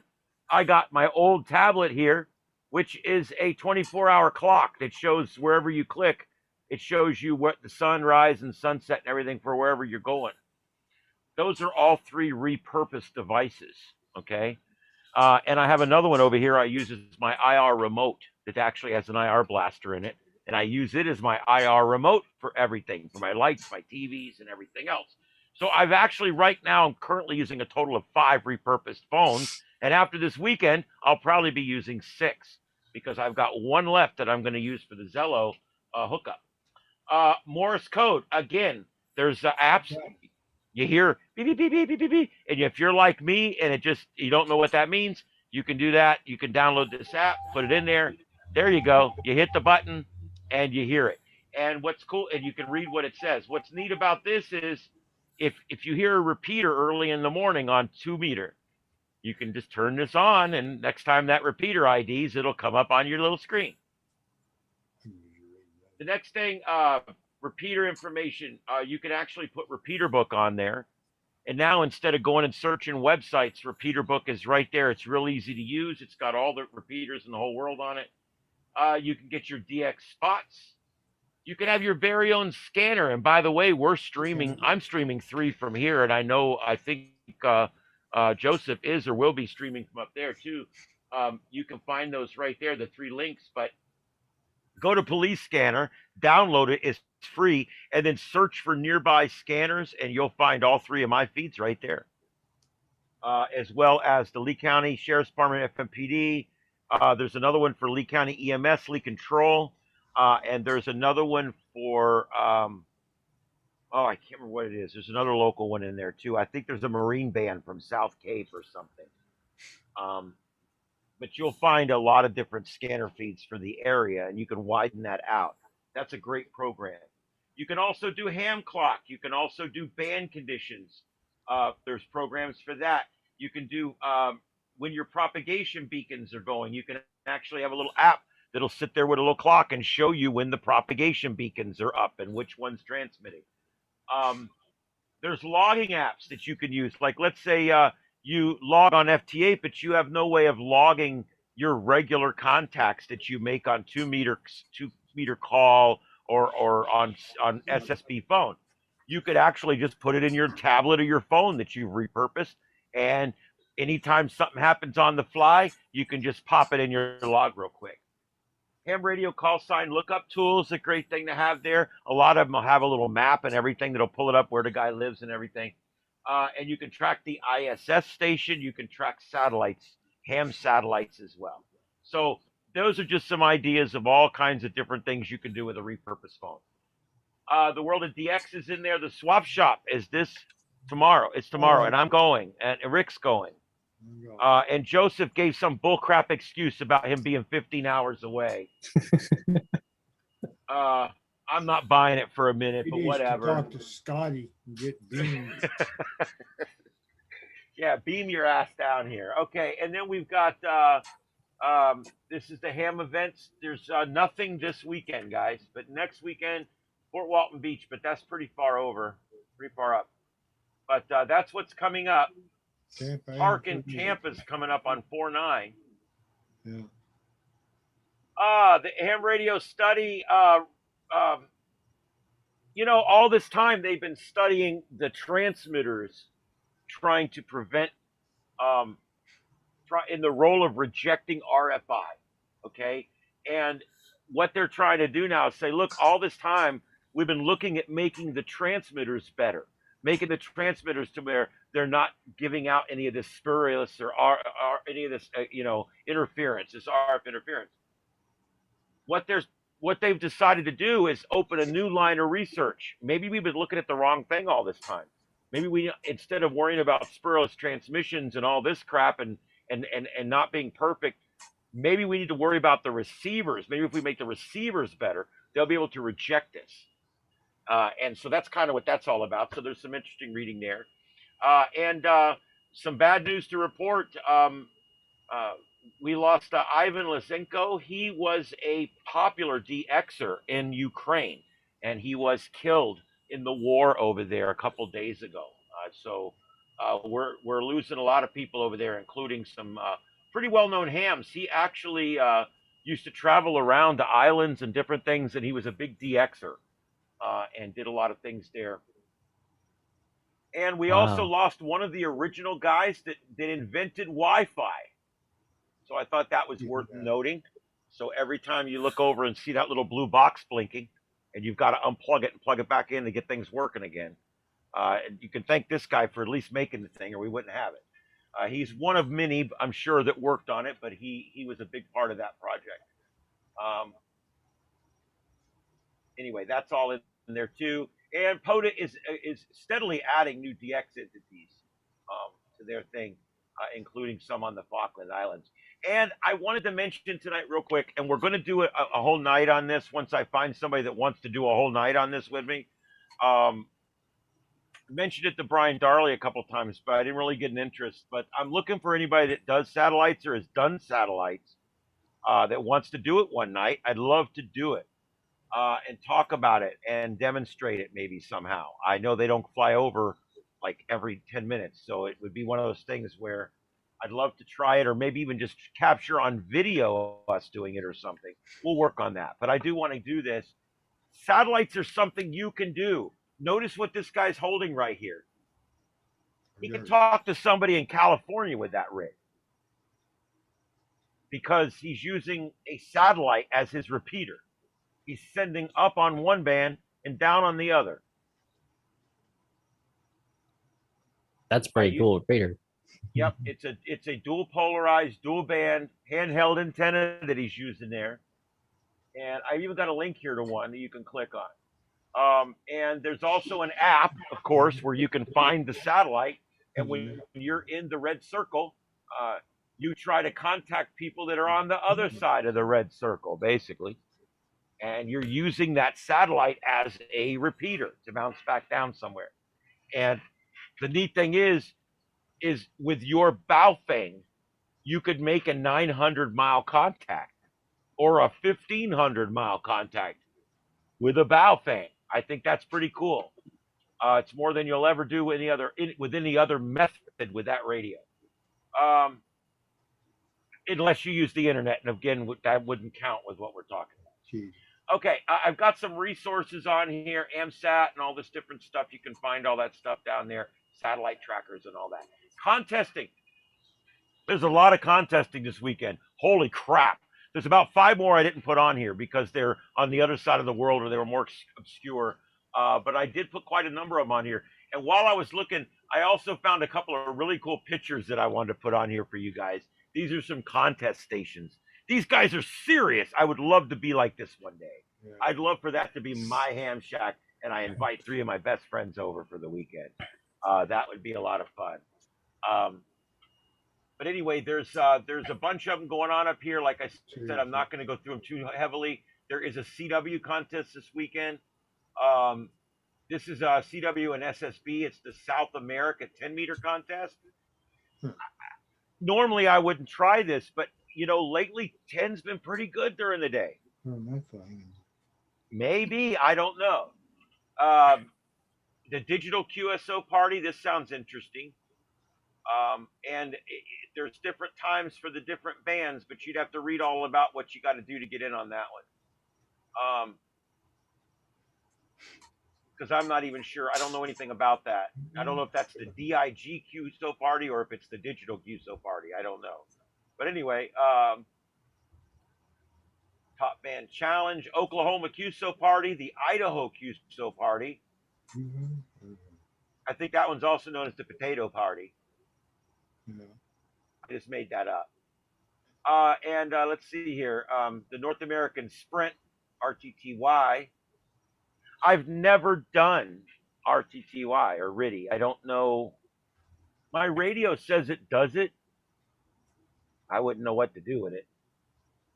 Is it like texting basically or something? Yeah. I mean, is it something I would do with my computer? Yeah, you can do it with a computer. Look at this. Look at this station here. Oh, God. Them guys are serious, man. Imagine the antennas outside. Look at these. What are those? Those are amplifiers, aren't they? Oh man. Every station has a 1,500-watt amplifier sitting on top of it. Shoot. Kiss my butt. I want this place. Anyway, I thought it was really cool. I like this. I would love to have me a little contesting station. This would be a lot of fun. And get people that want to get into it with you, you know, and get together and do it. Actually have a little room set up with some bunks and a little refrigerator, you know. Yeah. I mean, set it up, you know. Anyway, I always thought that would be a lot of fun. But I find most hams are not into contesting, and I don't know why. It's a lot of fun, whether you're into competing or you're into talking to other hams. It's good for both. All right, and that's pretty much it. I want to bring you guys' attention to one last thing. I have been working on this page for a long time.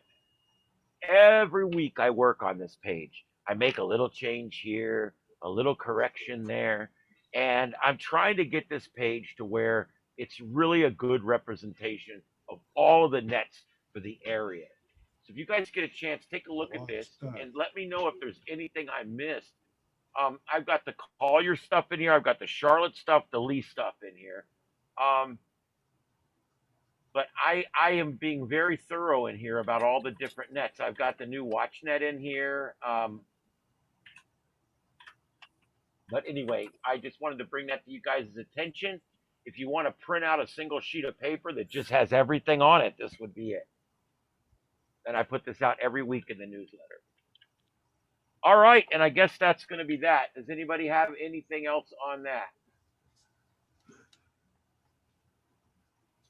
Okay, I'm going to open it up now. I want to go to Rick next. Rick, give us a status update on the hex beam. All right. Well, let me share the screen and we will show you. Make it so, number one. All right. Let's show you. Everybody see that? Yeah, You yeah. see it? Yeah, okay. If It's you a see hex the cable. table, yeah, it's a little hard to find. It's fairly stealthy. But looks like Mary Poppins went nuclear here because the table, which ordinarily hosts a very large umbrella, is dwarfed by the hex beam. You can see it on the top there. But that's where it is. And I made 10 contacts on that guy this afternoon with it in Oh, that wow. position. Yep. What band? 20 and 15. I was on 15 FT8 for a while. Yeah. These are all CW. I did them. I was doing the slow speed test this afternoon. So I thought, well, I'm gonna hook the thing up and see how it does. It seems to do just fine. So I'm real anxious to get it up in its regular position. If you see the chair over on the left, there's a bag in that chair at the end of the pole, and that's where the rotor is mounted in there. The reason I've got it covered up is because, of course, as you well know, they're predicting rain, and those Right. rotors, when they're on the side, they do not provide weatherproofing. So Yep. you got to protect it from the rain. Of course, when I get the thing up, then it's not a problem. But it's a tipper type mount, and we'll have that. I hope to get it up this Sunday, but I'm not going to try it tomorrow. The wind will be probably still blowing Sunday morning, but it should die down as the day goes on. So If it dies down Sunday afternoon, I might be able to get the thing up. And of course, as Yeah. you can see, I'm going to have to move the hex beam itself. I'm going to put that rotor up on a fairly tall ladder. It's going to be like 10, 12 feet, and try to attach it that way. So if I get into trouble, I may call you Sunday afternoon, Ian. I don't know. all right, we'll do that. Yeah, I'll see you at the swap tomorrow. But then, yeah, if you need help Sunday, I can drive over there. It's not that far. Yeah. So anyway, but that's where it is right now, and it works there. So, Yep. so it's pretty amazing. Well, anyway, And the way that thing shoots out and everything, that you're definitely going to get better performance once you get it up off the ground plane, and Yeah. also the fact that the takeoff angle and the trees and everything. I mean, you're all up in it now. It's Yeah. definitely going to get a lot better once you get it up. get up higher, and it'll be above the roof of the house and everything. Yep. So it should do better. And I'm going to be just a little over 20 feet. I've got a 4-foot section. I could raise it a little more, but I'm going to try it with the 20 at first and see how it does. 20 anyway. may be all you need. Maybe all I need. So that's the way I'm going to go with it and see how I mean, it does. The only reason I'm going 10 above, I got a 20-foot, basically a 20-foot stand, like a freestander. Yeah. And my rotor sits up on the top of that, and then there's a thing on top of that, like a bearing, so that it doesn't have all the weight on the thing. And I'm going to go 8 feet above that. So, and I'm going to be about 3 feet off the ground at the bottom. So it's going to be about 30 feet. But the only reason I'm going so high is because 3 foot off the top of my thing, I'm going to have my 6-meter beam there. And I want to still have my 6-meter beam. Yeah. Because I don't think I'm going to string this thing for 6 meters. Yeah. Oh, I didn't Because of the string this one interaction. for 6 meters. I figure now I've got a 3-element Cushcraft 6-meter beam. I could either use that or build a 6-meter, build another hex beam. But I've heard that there's interaction between the 6 and 12 if you put a 6-meter in there. So I decided I'm going to just leave it at all HF. So it's 20 through 10 only, although it's capable of doing 6 meters as well. Well, mine may come with the wire for 6 meters, but I probably just won't hook it up. You don't have to install it. You can leave it out. Because I just don't want, I don't want any interaction. And truthfully, I think my 5-element H-square beam is probably going to do better than the hex beam on 6 meters. Yeah. Even though it'll be a little lower, I still think it'll do better. Yeah. I'd almost like what, Magic Band season, I cleaned up with that thing, dude. I mean, I was out there with that thing. Yeah. Well, I've got another rotor. It's going to have to be sent in to be repaired, or I may pick up another one up there at the swap meet. but I'm gonna use this. You know, this one's got a fairly heavy duty HCDE rotor, but I figured I could pick up a smaller, lightweight, maybe a U100 or something at swap meet and use that for the 6 meter band. Right. So Well, I'm gonna look and see if he's still got that Yaesu with the messed up mic cord in there, or Yaesu, whatever Joseph calls them. It's Yaesu. Yaesu. Yeah, there's several. There are several rotors up there. So anyway, well, I'm gonna unshare this so you can move on, but that's what it looks like right now. Yeah, and we're pretty much done. But Rick, did you when you were at the swap shop? I haven't been there in 3 swap shops. I've missed them. I will Yeah. be there tomorrow though. Have you Yeah. seen it? Have they gotten it any more dual band stuff? Dual HF, band UHF? radios Yeah, or what? Yeah, I need, because everything I have, I got 4 2-meter rigs. Yeah. But I just have 1 dual band. I really Yeah. want to get a couple more dual bands because I want to put one in the I bedroom. may have seen a one in my dual band van. there. I mean, it's worth a look because there's always new stuff coming in all the time. Well, I know they just got a couple more consignments in, but generally I stay away from that consignment stuff. It's too expensive. Yeah. So, Yeah. not that it all is, but they've got a certain price that they're trying to get for the widow, and I get all that. I'm fine with that actually. Yeah, that's the way my rotor was. I couldn't go down on the rotor, but it was also in real good shape and it had just been serviced. Right. And a lot of the others, I couldn't determine what condition it was in. So anyway. So Is that snow? I see snow. That's not snow yet. It's kind of like sleet. But I put this up here because I went out there just a minute ago because it was really gusting bad. And my push-up pole, y'all know the push-up pole, it's really flexing in the wind a lot. Luckily, there's almost no weight on the top of it, so I'm not worried about it actually blowing down. But it did flex so much that it actually pulled one of the wires of the 40-meter dipole, a 40-meter inverted V. It actually pulled it out of the insulator. So one of the wires was just like on the other side of the tower. So they were both on one side because it came disconnected, because it was connected to that tree you can see there on the left. Yeah. And it actually pulled out of the insulator because the tower had flexed so much. Oh. Yeah, you actually get seasick. You look at that too long. When I saw this earlier on YouTube, I kept looking and I'm like, there's like lights down there at the gate. And then I kept looking. I'm like, no, wait a minute. Those are end of the road diamonds, I think. Yep, that's what they are. Yeah. Man, look at it go. Yeah, I know. It almost looks like my tower cam the way it's moving around. I know. I just hope it doesn't blow down. I went out there and checked it. Even during like the strongest gust, I don't think it's going to blow down. It's really solidly set up, but it doesn't have guy wires at the top, so it just flexes a lot. You can't the lower camera. It.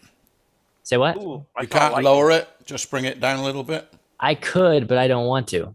I want to just leave it up because I'm not worried about it actually having a problem.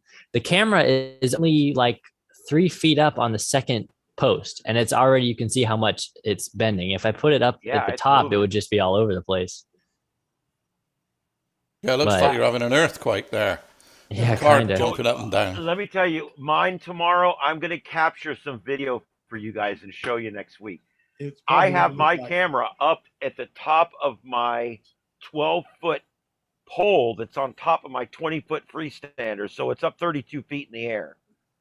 But the top 8 feet of that pole is PVC. It's double-walled PVC. It's a pipe inside a pipe. Yeah. And that thing will start doing this because I've got those big Yeagis. I got 3 Yeagis up there, 2 meters and 1 6 meter. And when it starts blowing, the whole tower starts to go like this. It spins like this. It starts, because it's starting to give to the wind. And the camera just starts doing this weird thing where it starts like looking to the left and then looking back. And then looking to the left and then looking back. And it'll keep doing that. It's like weird. Yeah, there's going to be something else with the wind. I'm wondering, I hope my Davis weather station survives. I think it will. It survived Elsa and all the other storms. Can you stop the screen share because it bugged out? Okay, there it went. Yeah, I actually had you twice on screen for a minute there. Yeah, it glitched out. I have the OBS here. That's what the live feed's showing. Oh yeah. We got temperature, live radar. So the actual like storm part of this is almost here. No, Hannah, be quiet. We're gonna be clearing in just a minute. Feel free to put the feed back up. The feed's still up. I didn't take it down. You can stream 2 streams at once. You can? Yeah, you can actually stream several streams at one time. Wow. See, I learned so much on this net. So, They're so both whereabouts are you, I Joseph? did not know that. I'm in Huntsville, Alabama. I swear to you, I didn't know that. I thought you could only stream one at a time. Well, I did too. Originally, I thought you could only do one at a time, and then over the years, I've actually seen a couple channels who are streaming like 3 or 4 of like live cameras and stuff. You can do multiple, but I got the bottom. The bottom of the screen has a RTL SDR just on running RTL 433, which is receives data from weather stations and stuff. So that's how I have the temperature down there and humidity. Yeah, 40, Man. Yeah, 142 we are degrees. live. We are currently broadcasting live on 2 channels. Yep. We've got what you're seeing there is also being simulcast on our channel, on a different channel on our channel, if that makes sense. Huh. We're broadcasting that on our Digital B channel. 30 That frames sounded better, per didn't it? second. Yeah, it sounds a lot cooler. Tonight on TechNet HD1 and tonight on TechNet HD2. Hey, that means we get to interrupt our regular programming if we want. That's right. Well, it also means we wouldn't have to interrupt our regular programming if we didn't want to. We could just tell them, if you're wanting that, you go to the other channel. Oh, I mean, yeah. that's pretty cool though, man. That's really You cool. could make your camera picture there complete if you had Jim Cantori there blowing in the breeze. Yep. Okay, I'm going to take it back for just a second. Look at this. That's what it looks like on the screen. That's pretty cool, dude. I thought when I went on it would bump you. I really did. And I figured we'd just go back to it, you know? But it's been live all this time. You guys know there's like 3 reasons why we do this, besides just practicing and learning how all our systems work and keeping things going and all that. The second reason we do this is algorithms, man. We're looking for hits and subscriptions. We'll leave up something like this overnight during a storm coming through in Alabama. I'll wake up in the morning, I'll have 7 more subscribers and 40 views. And that helps our algorithm. Even if those people have nothing to do with anything and we never see them again, it counts. 152 subscribers. Yeah, we're not doing too bad. It takes a long time to get a lot of subscribers. Our next big threshold, I think, is 1,000. I think when we get to 1,000, there's other things we can do. And then I think at 5,000, there's more you can do. It gives you more things. I'm not going to monetize. I can tell you guys that right now. It's much, the small, minuscule amount of money I could raise off of this would not be worth what we would give up. I'm not going to monetize it. It's too much of a pain in the ass. And if the moment I monetize it, I have to worry about every little picture we show and every little thing we do. And because we're nonprofit and this is a hobby and none of us are making money. As a matter of fact, we're all spending money for this right now. I can get away with use commons and things like that you can't get away with if you're making money. So that's and truthfully, you in the YouTube universe, you need thousands of subscribers, tens of thousands of viewers to start making any money that's going to accumulate up to $100 or $200 at the end of the month. And that's not what I got into this for anyway. So it's just not even a thing. But I do want to beat the algorithms. That's where we're having a real problem right now. Only about half of those subscribers are people who have come in and participated. They're a part of what we do here. I bet you 1/3 of them aren't even hams. but it doesn't matter. They're there and they count. And each time we get to 200, they're gonna actually let more people see us on search results. We get to 500, they let more people see us. We get the more views, more comments. It all counts. That's why I said if there's anybody that has a YouTube account that hasn't gone over and hit subscribe and the notification bell, and also go to the videos and click the like thumbs up on the videos, those things actually help our algorithms immensely. Okay, that's all I got there. Well, that's cool. I was going to clear here so we could get back to the Alabama Snow Show. But, Alabama Snow Show. But it's already on the air. So that's pretty cool. I've been looking at anemometers. I really want to get one. These high winds, we keep having high winds, and I got this perfect tower to put it on. But they're really just so expensive. It's like $100, $200 to get one.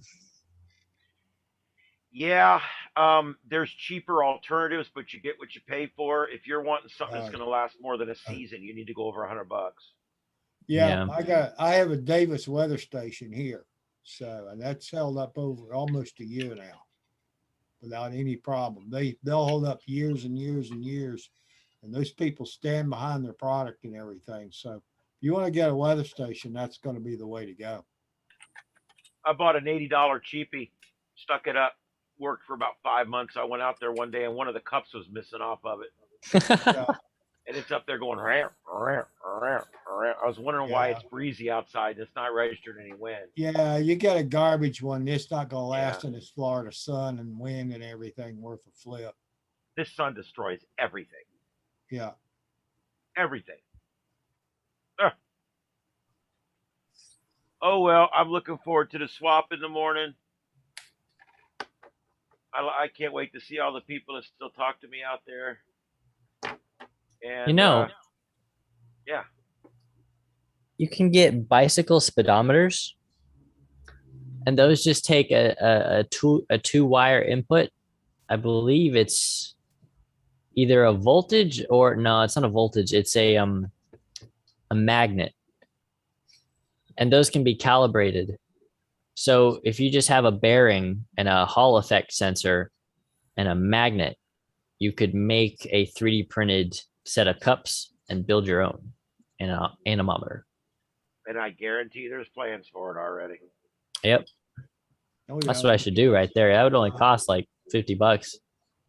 And then it would last longer too, because it's, I could print new cups if I need to. Yeah.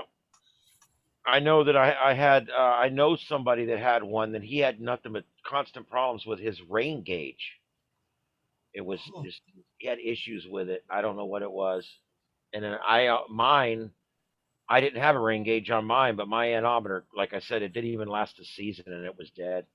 But it was a cheapie. It's one of them things. You just buy the cheap one, you get the cheap one. Yeah, that's why I went ahead and got a Davis one that I've got. It's the Vantage Pro 2, I believe is what it's called. It's the all-in-one model. I just saw that one. I was looking at it. All right, guys. Is there anything else? I'm really tired. Oh my gosh, that wind. I know we're getting this tomorrow. I've issued a full-scale level 2 aluminum alert for tomorrow. It's why the hex beam is still on the ground. Yep, secure them if you got them. I actually bought some, it's back there, but I bought some white rope I found at Walmart. And I got 300 feet of it for like $7. And it's 300-pound rope. Now, it looks like Kermano rope, but it's like plastic rope. But I wouldn't rappel off a building with this shit, but it does say 300 pounds, right? Yeah. So I've used it for my guy ropes to get me through summer here because I don't have metal guy ropes yet or guy wires. So I went ahead and tied 2 of them up and put them over to the 2 corners this way. And then, of course, the tower can't go this way because it's up against the building. And then I got 2 smaller guy wires coming off either side. And then I've got, I put in these, I got one right here. I bought these and I drilled a hole that's perfect size so that only the threads are, into the meat. And I put these in to where they're just past the threads. They stick out about that far. That's the perfect distance so that my tower is sitting right there. Right? So what I did was I stuck a piece of metal pipe through the 3 eye hooks across, and then I just attached the antenna to that bar that goes across. And man, it ain't going nowhere. And then the bottom, I went ahead and put 2 at the bottom, and I attached the bottom legs to these 2 so that the bottom can't kick out. So I really think I'm okay for tomorrow, just as it is. Yeah. So I'm gonna let it ride and see what happens. Worst case scenario, I buy a new van. All right, because that's what it'll fall on. Anyway, but yeah, I'm gonna try to get some video of my tower tomorrow because I have a funny feeling it's gonna be. And I don't know if you guys can see it. That's my old camera system. I got one of the cameras. I got several that still work. I took one of the cameras and I went out and I stuck it on at the bottom of my tower, looking straight up. And so now you can see I got the light up there. There's a light on my tower. And then That's really cool. You can see you can see all my stuff up there. So I can watch it turn and I can see it moving in the storm. It's also cool because I can see the sky.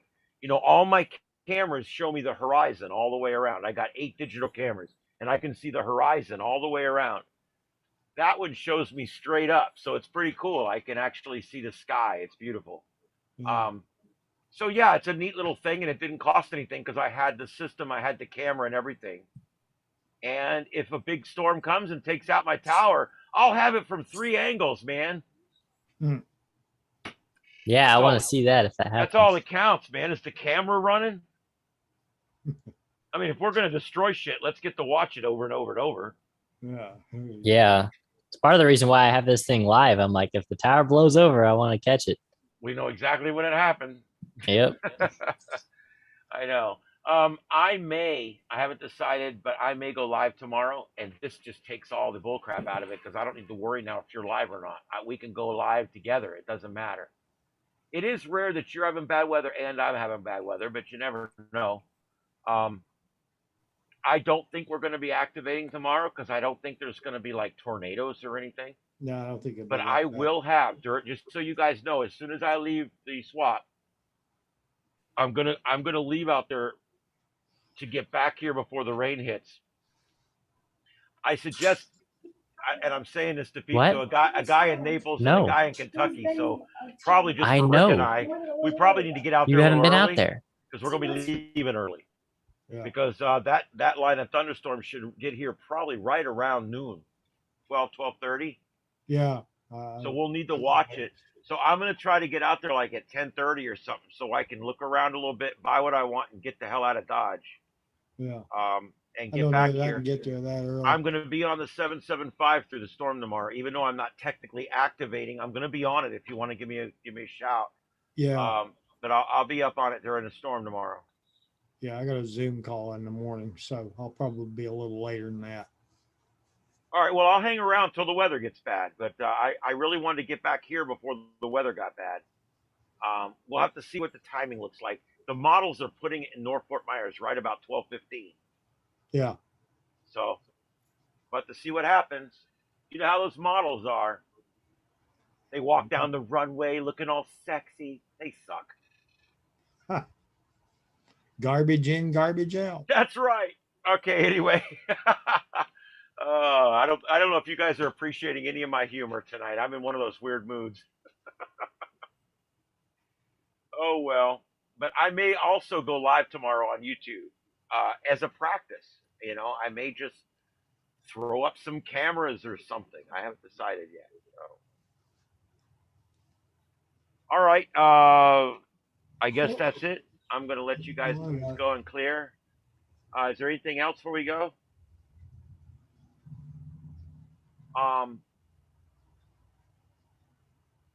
Are either one of you guys going to try that Zello thing? I might. I wrote it down. So Okay, if you I have guys my try notebook. it, You have to send a request to the person to get access to their channel or whatever. Yeah. Joseph and I are just under our call letters. It'll be Yeah, real easy to right. find us and connect with us and see how it goes. And I'm also creating a new account tomorrow. It's going to be the account's going to literally be called 444.775. That's what the account's going to be called, and that hopefully will get you in on the repeater. And that way, hopefully, Dave and Joseph can participate next week if they would like to on the WatchNet. So I think that'll be cool. So, and maybe eventually even connect up some other stuff with it too. So we'll see how all that goes. But all right, Joseph, I'm getting ready to let it go, man. You got anything else? Not really. I don't think. I'm gonna be here pretty late watching the stream here to make sure the tower doesn't blow over or something, and I'll just be hanging out. But other than that, I don't think I have anything else really. Awesome. All right. Well, I'll go take my 2 YouTube accounts. I've got 2 other YouTube accounts. Okay, I'll sign in over there and click the like button. So I can There you give go. a few more algorithmic thumbs up. There you go. But that's what I've made up a new word. When people say, I didn't see you on YouTube, I tell them that's because I'm algorithmically challenged. There you go. So You're disabled. yeah, I'm disabled. Algorithmically handicapped. I'm algorithmically challenged. I'm YouTube able. Yeah. So anyway, all right. I guess that's it, guys. Good luck with the stream tonight, Joseph, and thank you for taking the first segment. Yeah, sure. Sorry, I was late. late again. That was my fault. Dude, there's nothing to be sorry about, dude. You know what it is? I called you late to ask you if you could do this, so it's not. We'll just share that all around. It's no big deal. And truthfully, it's actually I believe Dave picked it up for us and hosted the first 20 minutes. Thanks, Dave. Yeah. I Okay. appreciate that. Anytime. Muddled our way David and through Rick it. stuck up and took it there, so that's awesome, man. I appreciate that. Yeah. It Actually, happens. I'm frustrated with this schedule, but I don't know what else to do. Go ahead, Dave. yeah, no, something that Ken said earlier on, it just kind of twigged something in my head. I don't know what you think, but Ken said, oh, I've worked, I don't know what it was, 12 stations and 3 DXCCs or something on FT8 whilst we were on. And I was thinking, wow, wouldn't that be an idea for maybe an hour one night to do an FT8 off or something? I'd love to do that, where we all go on the same frequency and see if we can contact each other for our logbooks. Or we could, set up some simple rules and, go anywhere, 3 points for DX, 1 point for a local contact, and see how many who can get the most contacts in an hour, whilst we're still BSing, Yeah, it'll be like Ken said it about it, and it contest. Yeah, something maybe in the summer when we got all the rain and the humidity or something, and we want to have a go. I just it just twigged something in my head when he. I like that. And that's something that everybody can participate in. Yeah. Even people in Texas and Kentucky. Yeah. It doesn't matter, local. Alabama. Yeah. Oklahoma. Yeah. Well, not Wyoming, because I'm convinced it doesn't exist. Not Wyoming and not Maine. We don't want them either. Them and their dumb lobsters. Our window is leaking severely. All right. Yeah, it's going everywhere. Yeah. Anyway, there's a thought. Put it on Joseph, the. I only put had it on the one list. brother. I only had one brother, and I don't know how I didn't choke the life out of him before my childhood was over with. But Joseph has like 10 brothers. I don't know how he does it. Yeah, they're coming in here causing noise right now and making me mad. I guess they're all younger, are they? Yeah, I'm the oldest, so they're that's it. like 6, 10, 13. I'm going to stop the live stream now, guys. This is Southwest Florida TechNet. Find